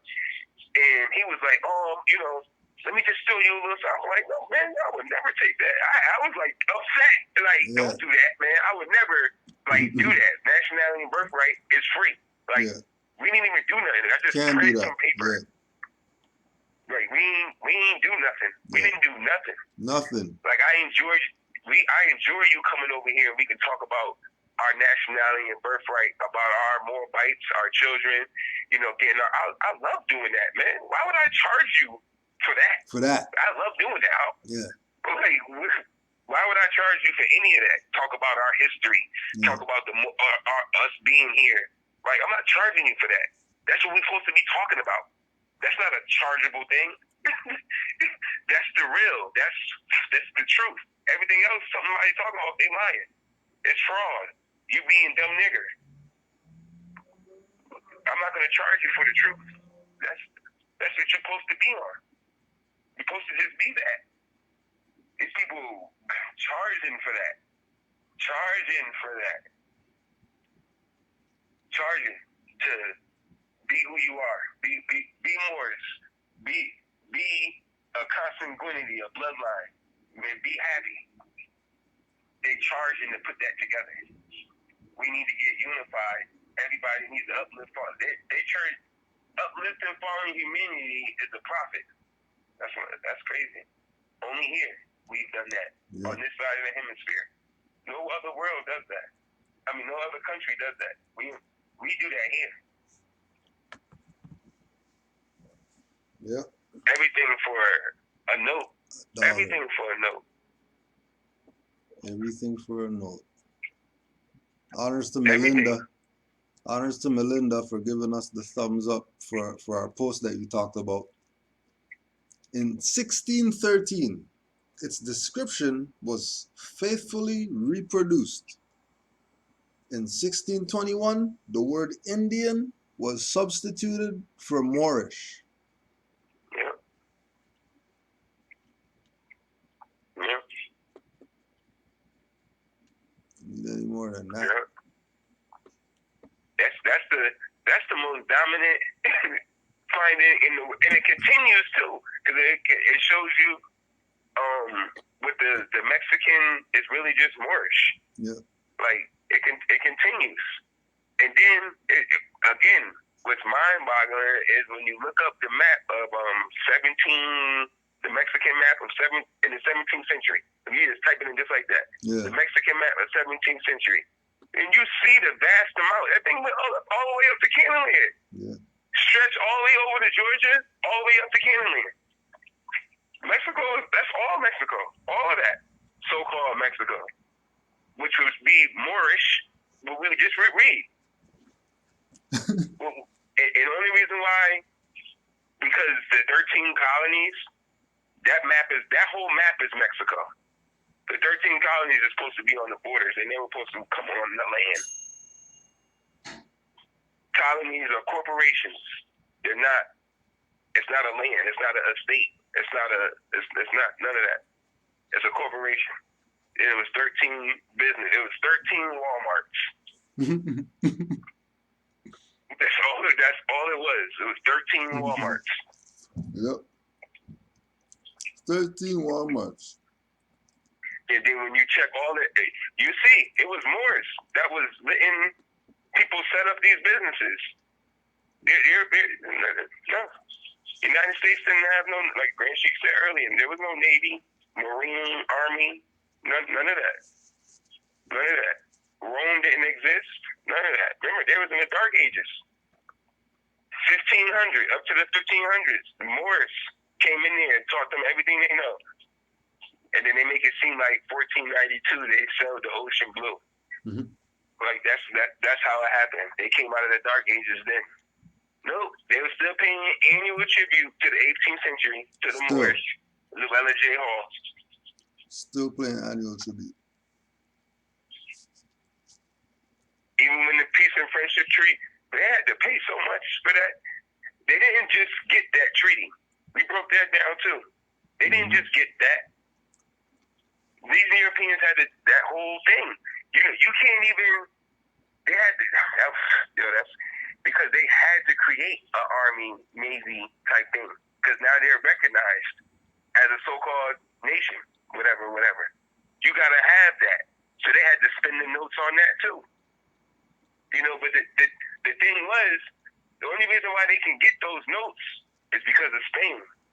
When they came over here and they colonized and took over all our gold mines in so-called Peru, and so-called, Venezuela, all of our gold mines was down there.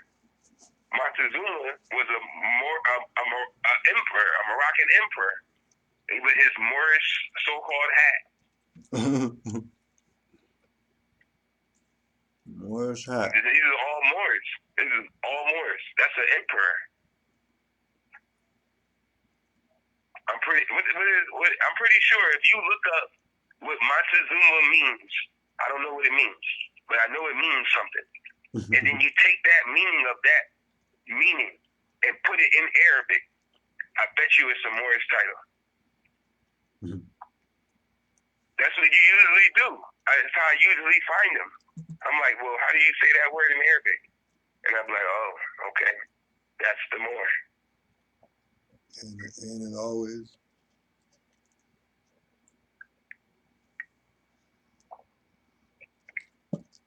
We need to really be studying. We need to really be studying, man.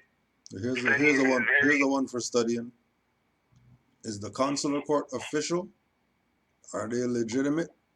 I hear a lot of confusing things about what's legitimate and what's not legitimate as far as Moors, once again.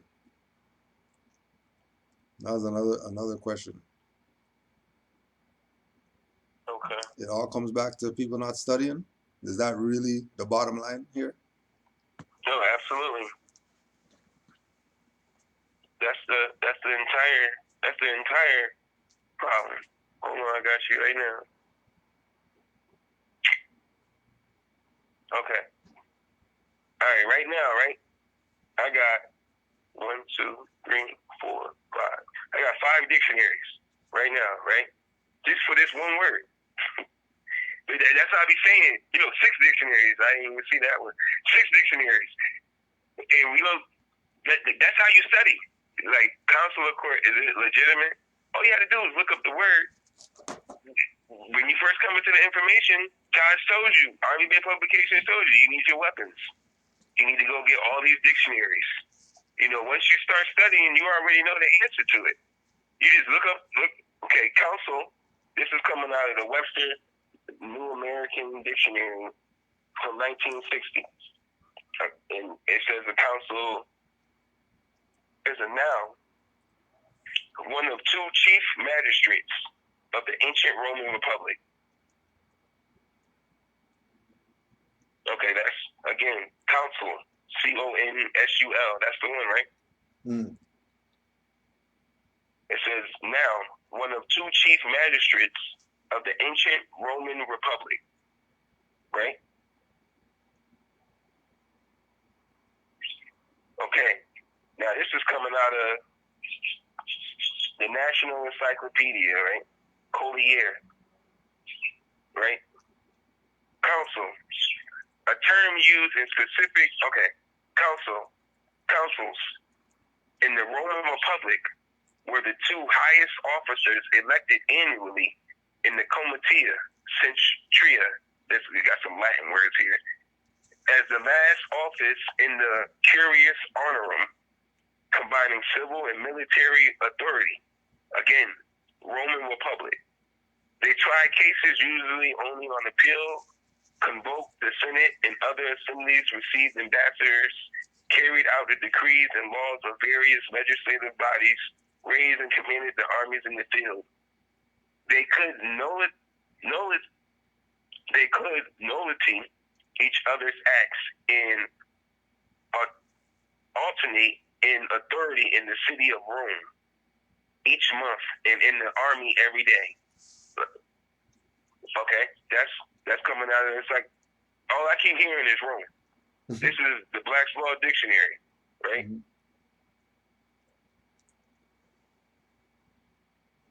Hold on, I just had it.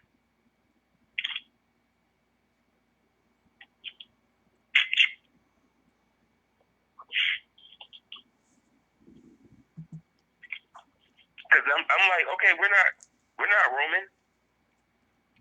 The prophet said we're not Negro, black, or colored, or Ethiopian. We're Moors. That's not Roman. That's not Roman. We're Moors. Like, cause people be like, oh well, who were the ancient Romans? Nah, I don't want to hear that. I don't want to because again, I'm gonna go on a definition. Just because Moors do bad things don't mean that's what we should do because our ancestors did it. It was bad. That's not what you do. That's bad. There was dirty Moors back in ancient history. Like the Moor who gave the keys to Ferdinand and Isabella. That was a dirty Moor. We didn't even go to war. He just gave the keys up and his mom spit on him. That's a dirty Moor. That's a bad Moor. That's not what we did. That's not what we were doing. That's what a dirty Moor did. Yeah. I got this word right here. Just had it.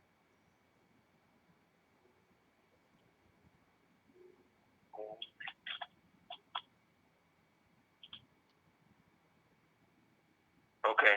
Counsel. In international law, an officer of a commercial character. Okay, when we get kidnapped and they talk about consular court is commercial. If I get kidnapped and they talk about call commercial, that's human trafficking. You don't call commercial officers for humans. That's for business. Again, it says an officer of commercial character appointed by different states to watch over the mere cantile, C-A-N-T-I-L-E, interests of the appointing state and of its subjects in foreign countries. Ain't this Morocco? Why you got consular? You the Moor. How you got a consular court in your own land? You're the guy. This Morocco. Right? You should have the Supreme Court. Oh, but we don't want them seats. We don't want to go get our seats back. We want to make up something else, foreign, and be part of that. When the seats is the Imperial Divan and all of that up there. Like that's what that is. That's not consular court. Consular court is for foreigners to be able to come over here and set up with the permission of the people who own the national people of the land. Who would that be us? But we don't have our stuff set up. We not even in those seats. We want to set up lower seats than the supreme seats. We supposed to be the Moors are the supreme law of the land. The Grand Sheik, he said it all the time. The Constitution was for the Europeans. We supposed to be the enforcers of it. When they crying and this is happening, they supposed to be coming to us. For we supposed to be making the decisions on what's going on. But we're not sitting in our seats. That's the whole problem. We letting other people sit in our seats. And we don't want to take back our seats. We want to do for an officer of commercial character appointed by different states to watch over the mercantile interests of the appointing state and of its subjects in foreign countries.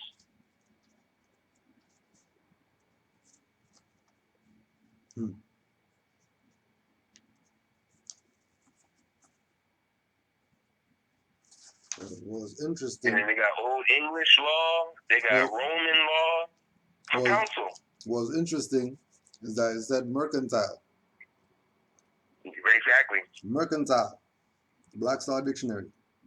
Of pertaining to or characteristic of merchants or the business of merchants, having to do with trade or commerce, or the business of buying and selling merchandise, trading, commercial, conducting or acting on business principles.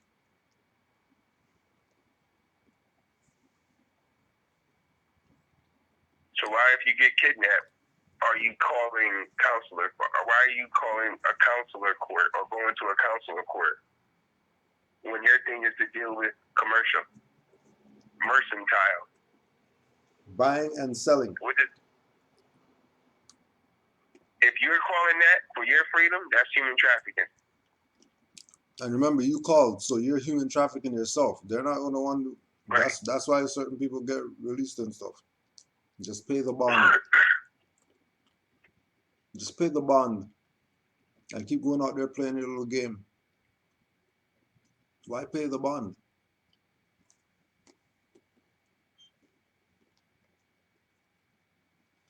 Why pay the bond?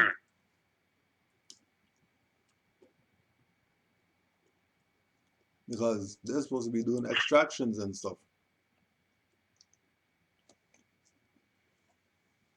Counselor court. We're not sitting in our. What about the Supreme Court? That's supposed to be our seats. There's foreigners sitting in our seats. Well, why ain't nobody Supreme Court questioning that court? Supreme Court can't sell packages though. Right. Because that's really only court jurisdiction.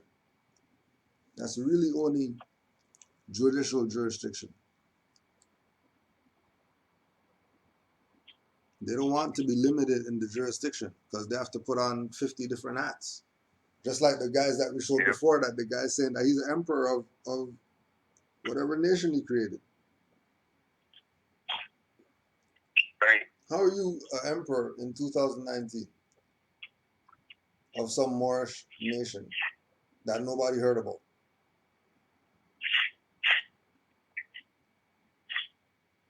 How? Dirty Moor.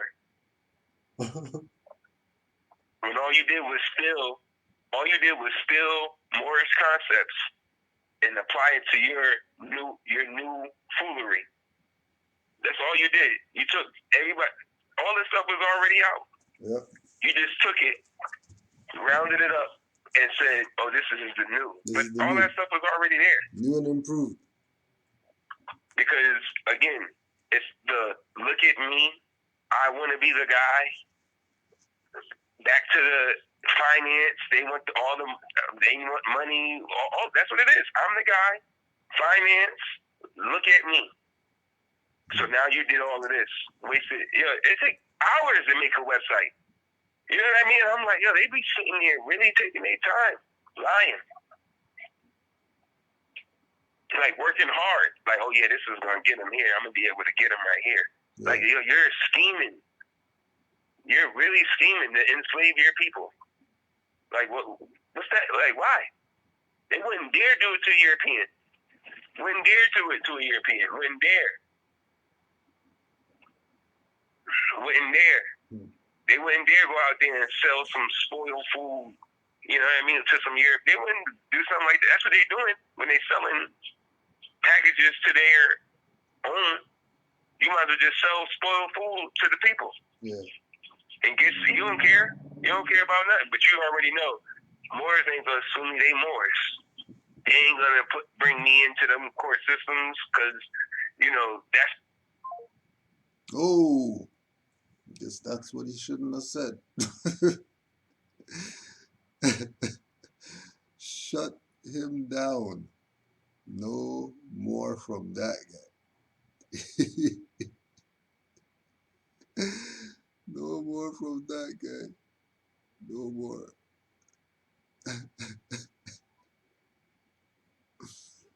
Oh yeah, what was that?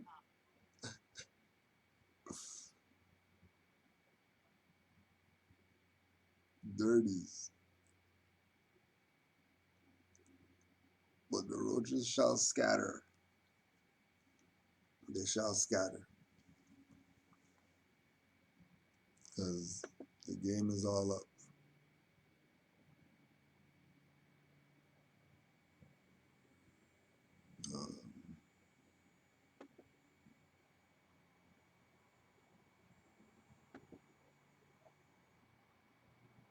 Now again, more stuff. Right? They're telling you send to 7 locations now.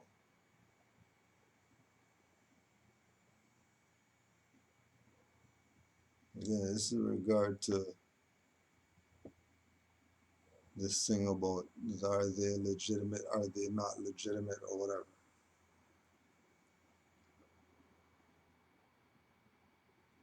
There's no way, like we said earlier, or like Dougie Fresh said, biting has become the normal thing. Biting is just normal now. Biting is just normal. Like, it's okay. You can bite. You know, you could just do that. You know.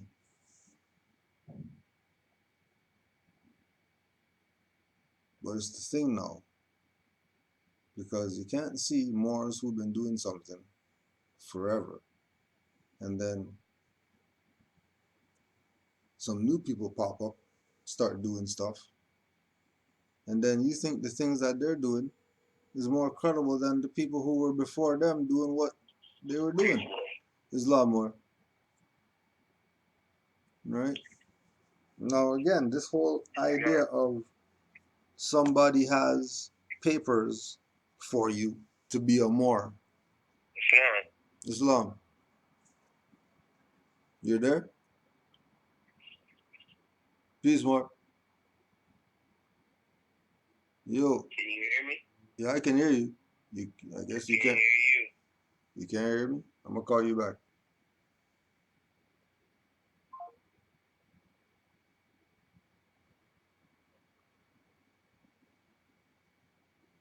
That was interesting.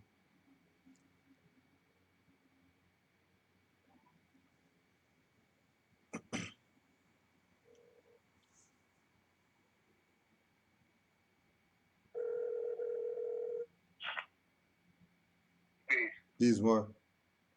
Yeah, I can hear you. All right. Yeah, they tried. Yeah, they was trying.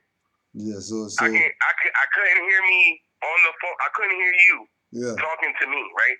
Yeah. But I can hear. I'm listening to the class. I can hear you talking to me on the class, and I can hear me talking to you. But I can't. But the phones ain't working.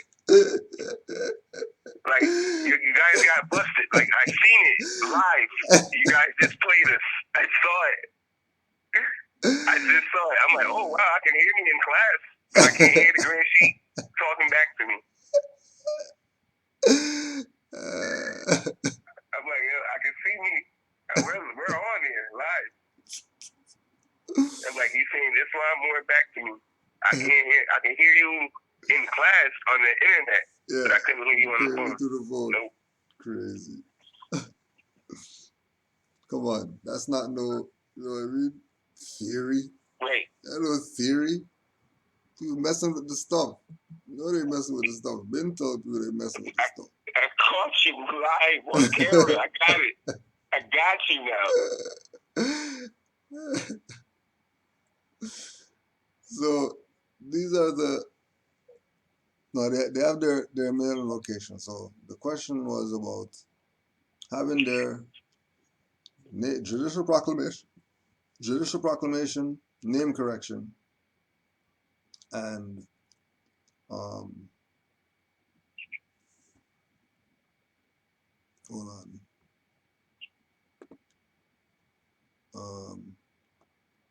This proclamation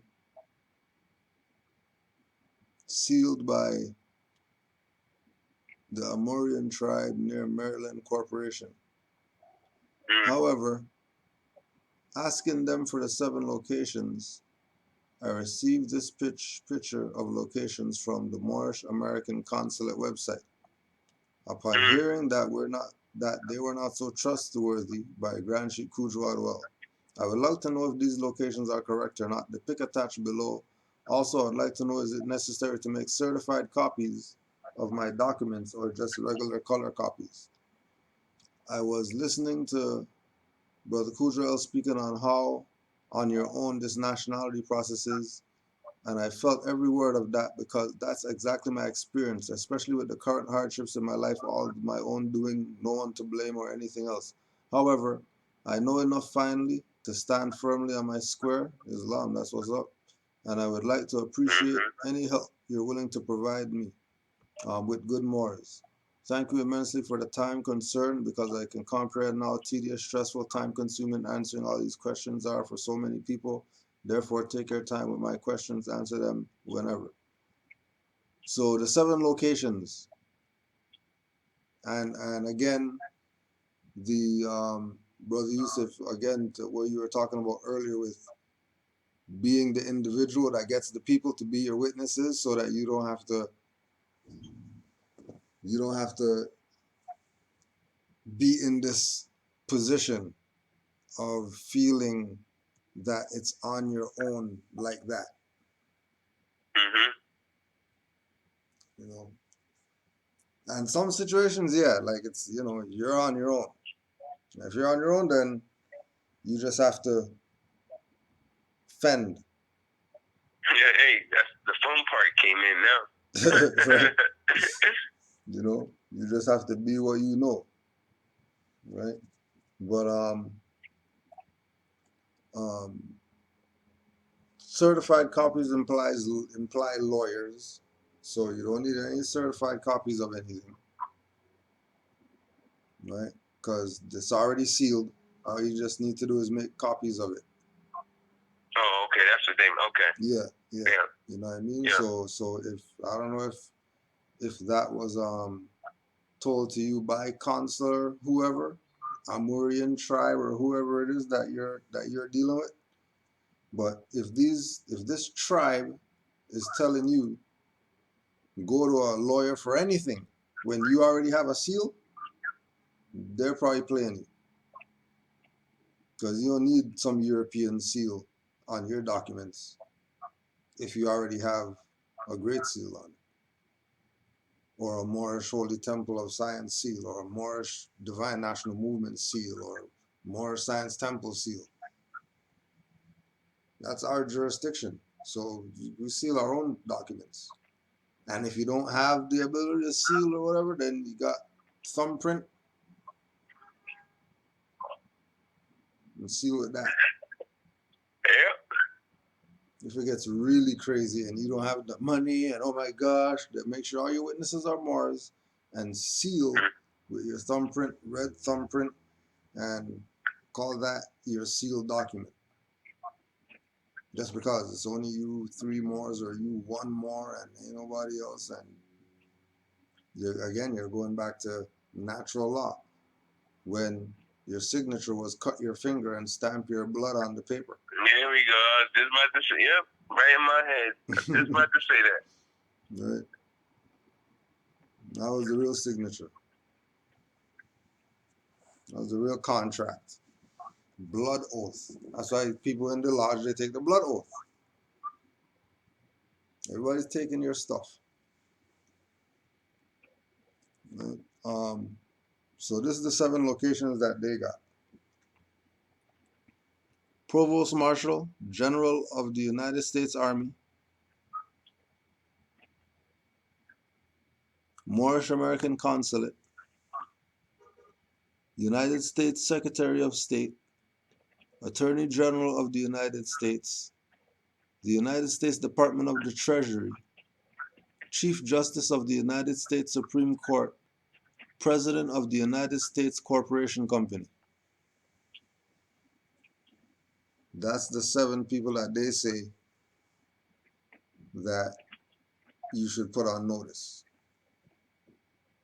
And then you take that and then go compare that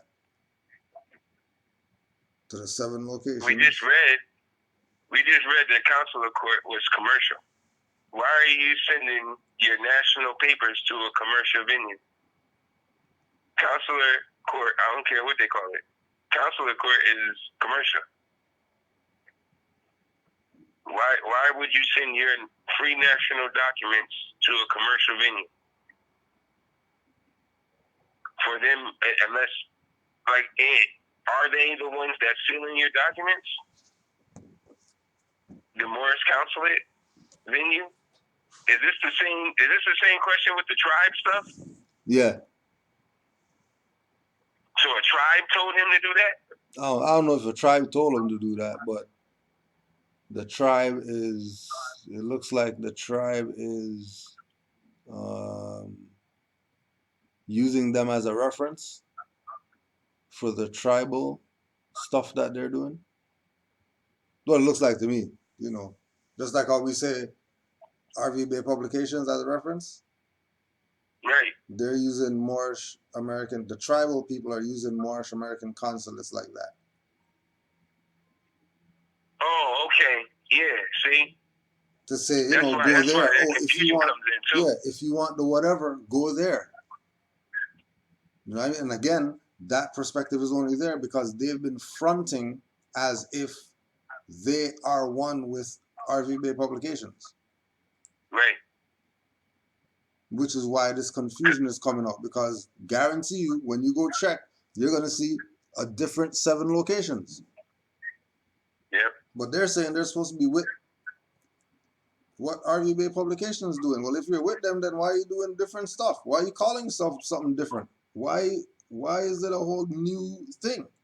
Why don't you just be what they're being? And just like how they say they want Moorish American consulate in here and this territory and this territory and over there and over there. Okay, well, there should be MHHS everywhere, just like that.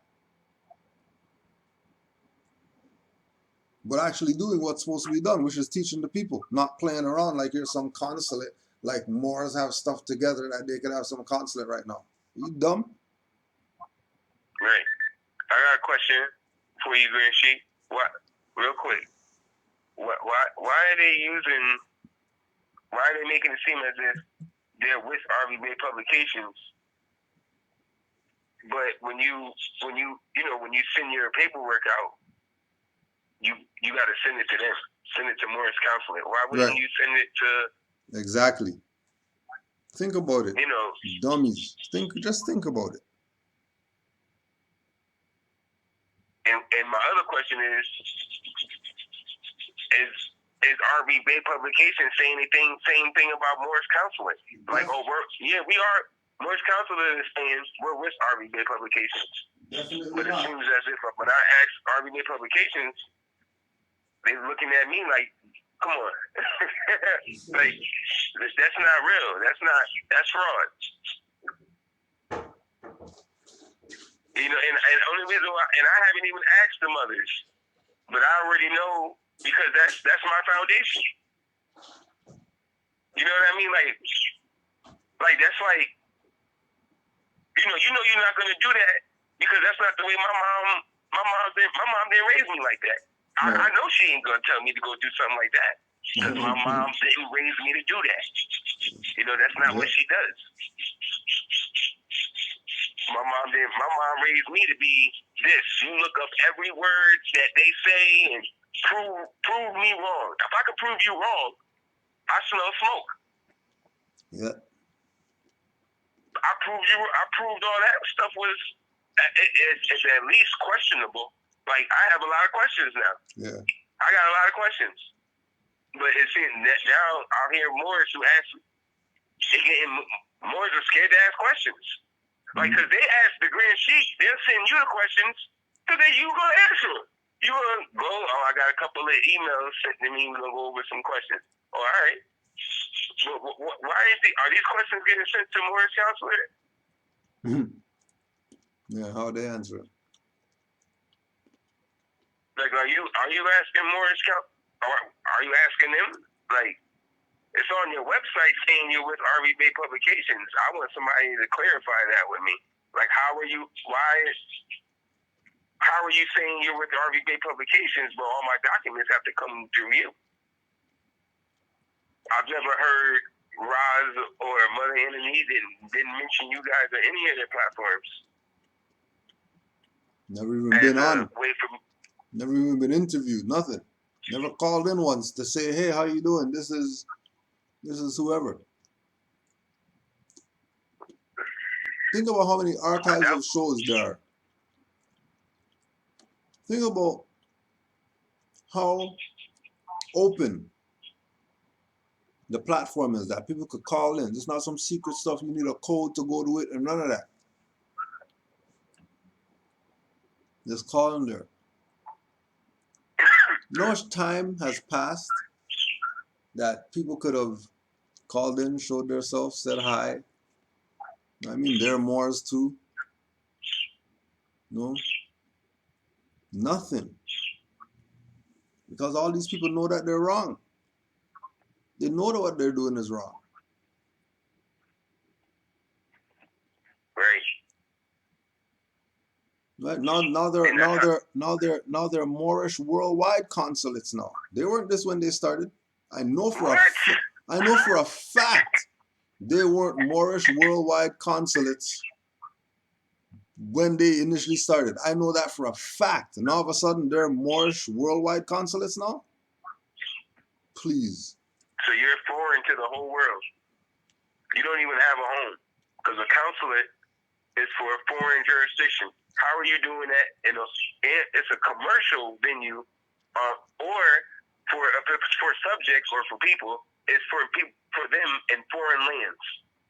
So if you're doing that for people of the world, you're a foreigner to the world. Like how are you doing that? How? You're the mothers and fathers of civilization. How are you foreigner to the world? Everybody looks to you. People have lost their mind, yo. Like, I think people have Yeah, I lost didn't their know. mind. The Moor's consulate of the world. That's an ego. Look at me line. Yo, that is the biggest headed statement ever.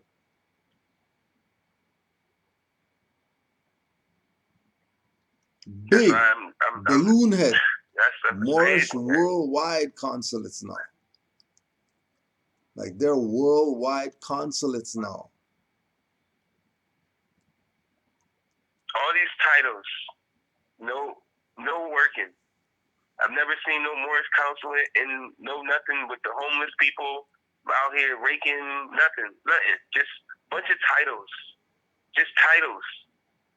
Just, he's the such and such general. He's the such and such captain. She's the such and all these titles. Ain't nobody doing no work. Just titles. Just a bunch of name calling. For what? So you can play the look at me game. That's getting old. Super old. That's old. They played that in the last illusion we was in. That so-called United States government BS illusion game. Yeah, we learned that playing that with them. That all they do is play all these name title. I'm the governor of this. I'm the mayor of this. I'm the sergeant of this. All these titles, and everybody's just wrong. Just a bunch of title givers. Nobody, you ain't doing no work. Nothing. Just titles. Look at me. There's people with titles. Look at this website. Prancing around. Pay this for what? Pay for what? Why didn't you just get with RB Republican? And that was gonna be my question. But when you that's supposed to be. they're making it seem as if that's what they're doing. No, that's a lie. That ain't what they're doing. They make it seem like that's what they're doing, but that's not what they're doing. That's not what's going on. Definitely not what they're doing. Still, because remember, this is not some, you know what I mean, yesterday. You know, these people have been playing games. For the look at me games. Right. I forgot my turban.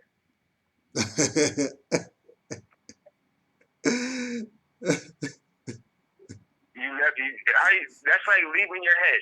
You left your head. I was listening to that because I missed that class, so I got the opportunity to hear it, and I'm like, what? What? I'm like, so you left your head? How you leave your head? How you talking? How you talking? Smiling. Could you imagine one of these so-called, the Muslim people, they forget their hijab? Yeah. You think they're going to be making a video talking about it? Oh, I left my hijab. I was running late. What? You will be headed. You will be headed. What do you mean? What do you mean? Off with your head. Are you serious? Off with your head. Are you head. serious? They're going to tie you up to some pole and let the village come in and everybody get a lick. Wham! Like, left here. You just walking around here? Who is that? Who is that? Like, automatically, as soon as I don't got my headdress on, in my brain, I'm black guy. As soon as I'm black guy. If I don't have my headdress on, I'm black guy. Like, I know nobody did it to me, but I traumatized myself with that. Yeah. And I love it. I love that Make you never forget that fez. Never.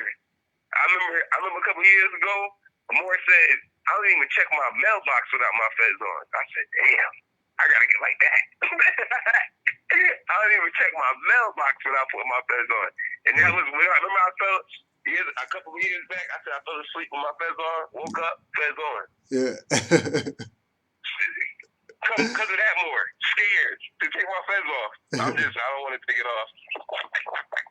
How you forget it? People, I don't even take mine. Mine don't even come off. Or it's either that or turban. Like, there's no just walking around. Nothing. Yeah. Nothing. I done had the accident turban shower. Wet. Like, I forgot. Yep. Yep. Cause it's just regular. Whoop whoop. Shower. Turban. Cause I like to wear the little short ones. I still got a lot of the little tight short ones that you can just put on. You know, cause I was always working, busy. So I couldn't put on that heavy turban. That's too much for me. All them horses who put on the whole turban with all the wraps and then go out there in that 110-degree weather, y'all the man, brother. Y'all the man with that. I can't do that. Y'all the man. Y'all the man or the mothers. Yeah, right. Cause it's too hot. I'm too hot. I'll put the turban on, but I'm not gonna baseball cap or nothing on my head. You crazy? You crazy? Now I look like nigger. I'm not doing that. Brother remember I told you the brother from the East checked me? Yeah. I walked in there with the turban on. I had my turban on. They don't even want to see the turban. He's pointing at his head like, yo, wait, no. Nope, that's not this. I had on the Scully. It was wintertime. And I had on the Scully, but he was still right because I could have tied my turban on this time. You could have tied it. Why you ain't tie it? But I had my Scully on with the Moroccan flag in the front, so I'm thinking I'm good. You know, I'm good. I got something on here, Moroccan flag, something. Nah, he pointed right at his head. Boop, boop, boop. Like, where's your headdress? With no words, just 3 taps on his head and looking at me in the eyes. He didn't even say a word. Like, nah. And I'm like, yo, it's snowing outside. None of that matters to him. Like, what are you talking about? You're out here looking like black guy. You're out here looking like black guy. Yeah, but the Moroccan flag. Yeah, but from the back, that looks like a Scully. You look like black guy. You look like black guy. From the back, side, front, whatever view. With a fez on, that's a fez. You forgot it. I wouldn't even have said it. I would have just kept talking. Kept talking. I didn't notice until she said it. And I was like, oh, you dope. You just really out here looking crazy. You heard about the 67 million gay reparations? Say that again? The 67 million gay reparations? The 67 million gay reparations? Yeah. Yeah, they gave people reparations.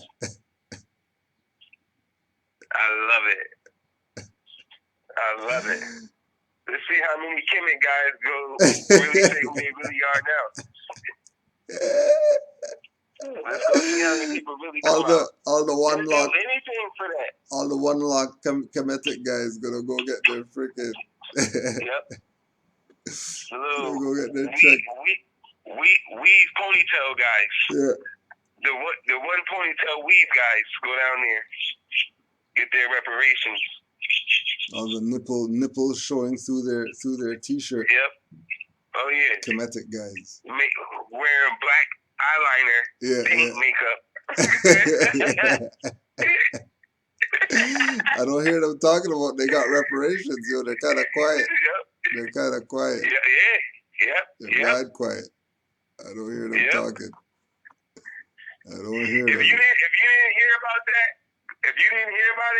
that's because that wasn't for you. That wasn't for you. You made it. If people know about that, that's because they got the check. They got the check. Definitely got the check. Don't worry about that. I can't believe they did that. That was a little sneaker. Yeah. They did that sneaky and quiet. They did that sneaky and quiet. You gotta watch them. Soon as all sports season starts coming on. Yep. That's when you know that's when you know Europeans working. We got from freaking baseball to basketball. We got like 9 months. We got these niggas. 9 months we got them. 9 months we got them.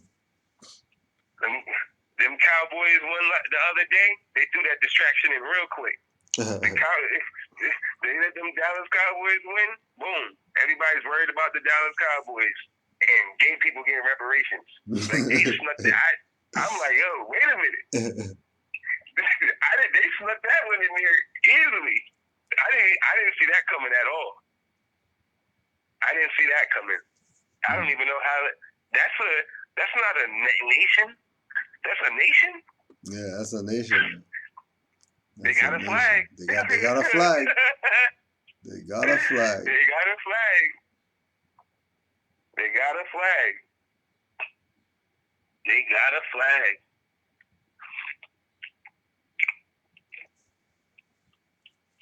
They got a set of rules and all of that. They're saying that it's nothing but pandering.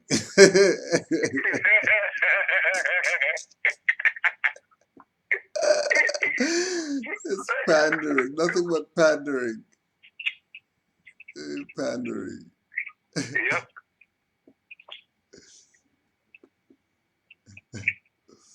Oh, yeah, they talk to us. You watching the thing? Gay people. You watching the thing? Cool. This one, yeah. Watch this one. What the hell is going on? A kitty cat and go in the house right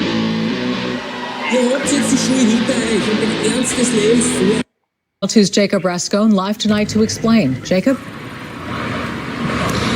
Yeah, Dominique, the Galveston police chief is apologizing tonight, and the department is doing away with the practice of mounted police escorting handcuffed suspects using a line or a rope. The family attorney of the man arrested says the man is bipolar and homeless. In fact, the family had been looking for him for years. The photos show Galveston police officers Brosh and Smith on horseback escorting 43-year-old Donald Neely using a rope. Attorney Melissa Morris represents the family. I'm appalled. I believe that the way that they handled him is disgusting. The family is offended. The family is upset. What's the attorney's name? Hold on.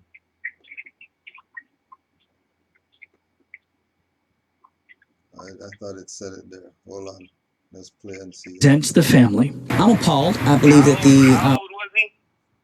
43. 43.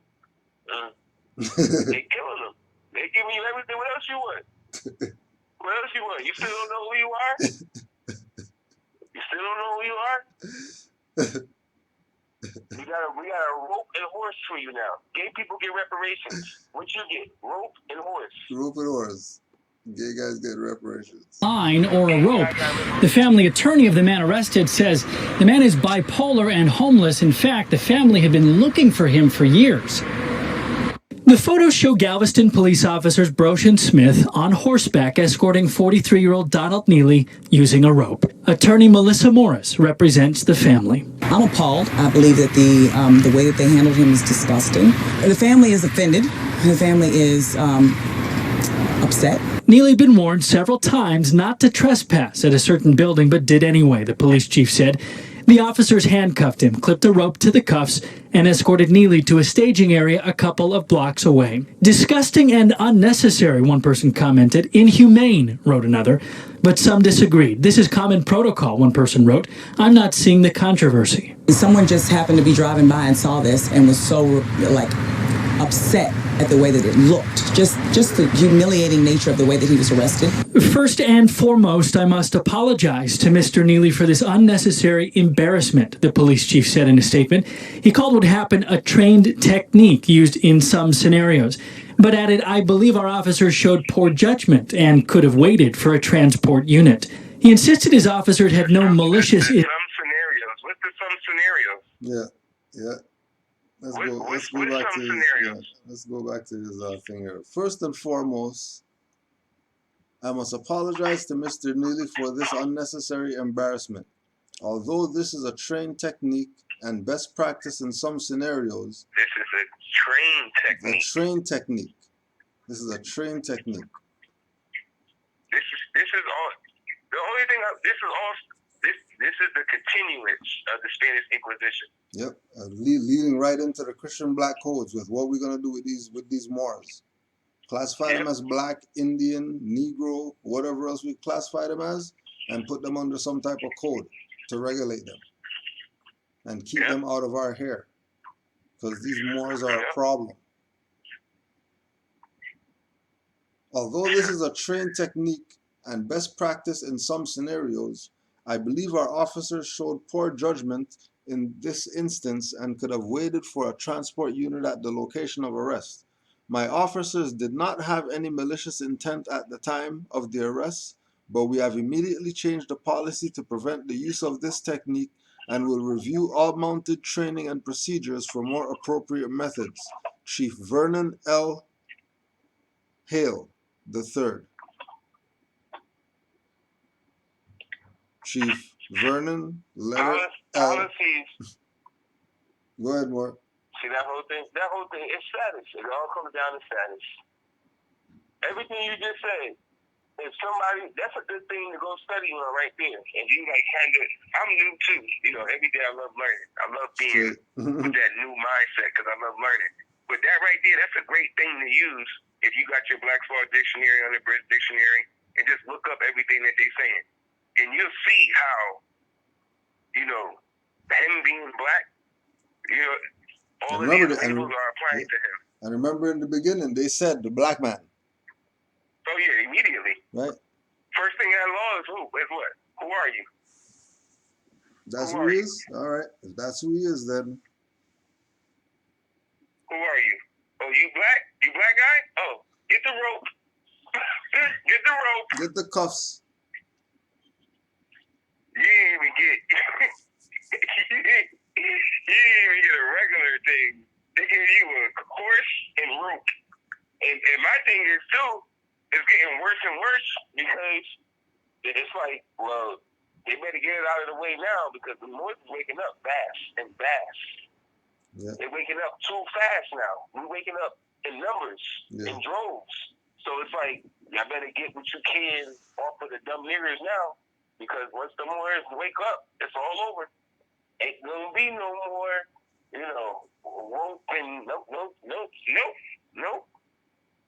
Moors know the law now, you know, and that's why the prophet was truth and exact too when he said this is for the young and yet unborn. Yeah. Because I already see it.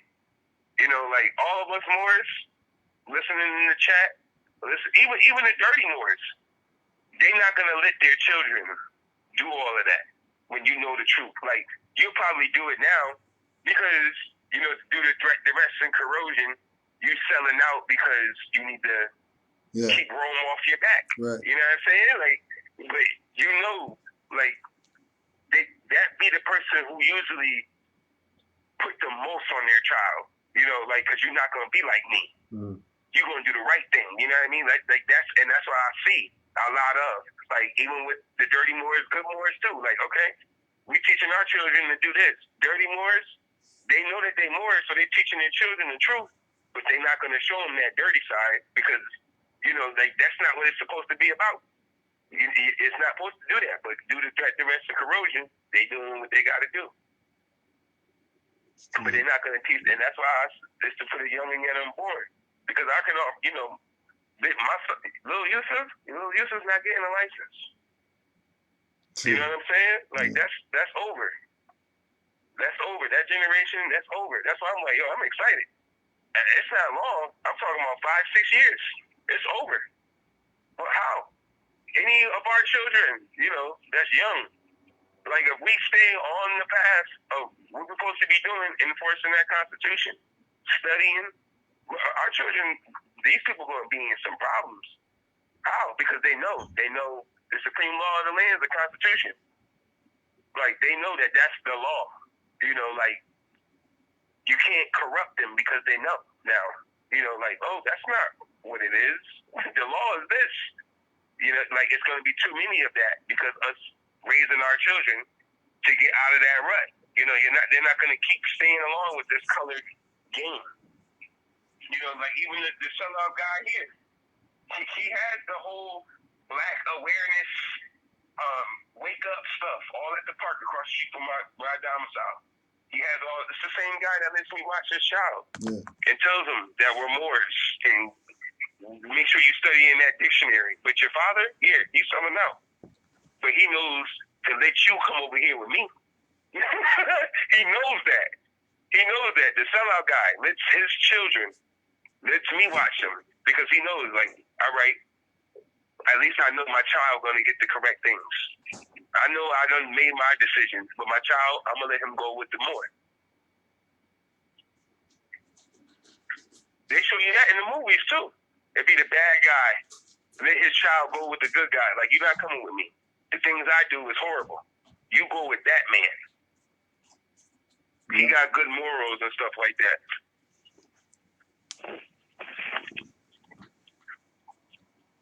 It's not long. It's not long. It's our turn. It's not going to be long at all. Straight. My children know that they Moors. Know that all that stuff is fraud. These Europeans going to have a problem. How? Get a license from who? From who? Who you get a license from? What's that? What's that? What's that? Like, that's the questions, you know, all the little ones around me. Like, a license from who? This Morocco. What's Massachusetts? That's a corporation. How? Well, here, what's that? How we here in Massachusetts? My son is confused. Real Sheik seen him. Everything. Conveyance. Conveyance. Well, we used to be on it. On it.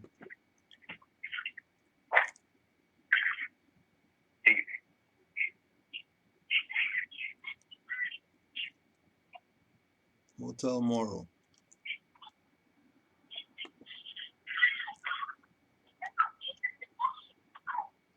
Grand Sheik, your sister just wrote a paper. Yeah, we're gonna break that one down one day. Yeah. Yeah. We're gonna break But down. that's a whole other thing. That's the youth right there. Yep.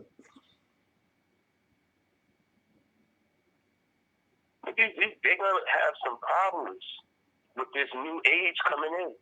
It really is about to have some problems with that.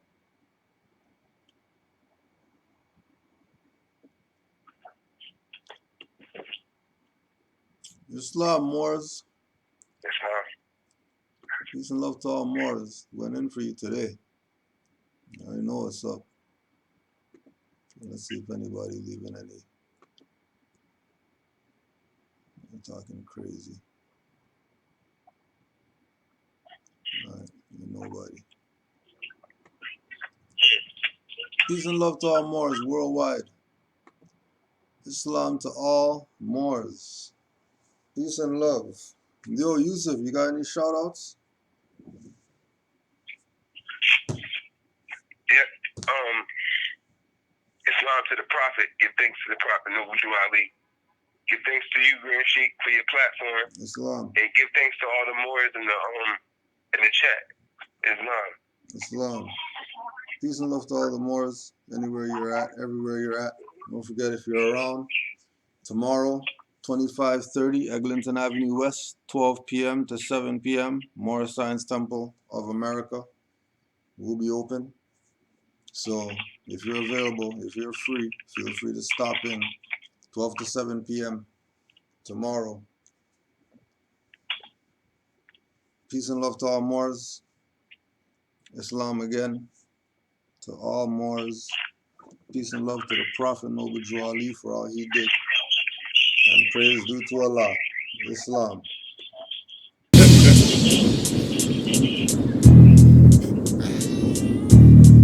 Yeah. Yo. Welcome to Morocco. How you feel? All right. Yeah, yo. Cornfield all bright yellow. Green meadows, red cherry trees, blue skies, when it's chemi free. Yeah, yo, they all right with the Segro, a nation of Negros. Love got popes, hell what nature gave yo. Words don't faze them, step their toes, they blame Satan. Yeah, yo, way yo, there yo, lay low, with only one way to go. All the way up, Jacob, in dreamland you just can't wake up, you're taking. And so it's set, ready, go, bolt steady, static from the schism. It's the divisions, how we gon' multiply when we rich, meaning we can never go broke. Got land title spells out the mojo. Yeah, yo, Morocco, yeah, yo, Yeah, yo, yo, yo, listen. Yeah, all this west, Northwest to Mexico. yeah, Morocco. Before this west. Yeah, just wanna keep Moors free, yeah, yo. And make sure y'all no sleep after dark, lay low. I got my speed, tailor top in the streets, ghetto. And these my children keep safe, fertile green meadows. I got a cherubim and seraphim, guarding on my doorways. Who we are, the North Gate. I'm shooting with the stars, predict the forecast in more ways than one. Yeah, my line longer than the earth orbit around the sun. Try to tell them and they dumb, they want to beat facing poor liquor. Forgot about libation, invocation more quicker. To bring my vision forth to light, yet despite where I'm at, they always wanna start a fight. When I tell them this Morocco, I'm steady trotting, chatting. Yo, yeah, yo, Morocco, yeah, yo, yeah, yo, listen. Yeah, for this west. Northwest of Mexico. Morocco, for this west. I mean, there, yo, it go how we said so. Never undermine the more and kind of soul design. The beat mellow, tough turn to weak jello. To break the boulders who compete divine, they beat the pride. Capiche your caboose if it's too hard for back behind. Back of line. And what proceeds in the push, we can build that and start the time. Whole program decline. We be in your hood, the whole thing a domicile. The sheep was with wolves, now they looking full. Don't prick your finger, get the spool, who's the fool? Don't trigger finger off the killer, boom. Yo, yeah, yo, Morocco, yeah, yo, listen. Yeah, for this west. Northwest of Mexico. Yeah, Morocco. For this west. Yo, Morocco. Yeah, yo, it's Morocco. For this west.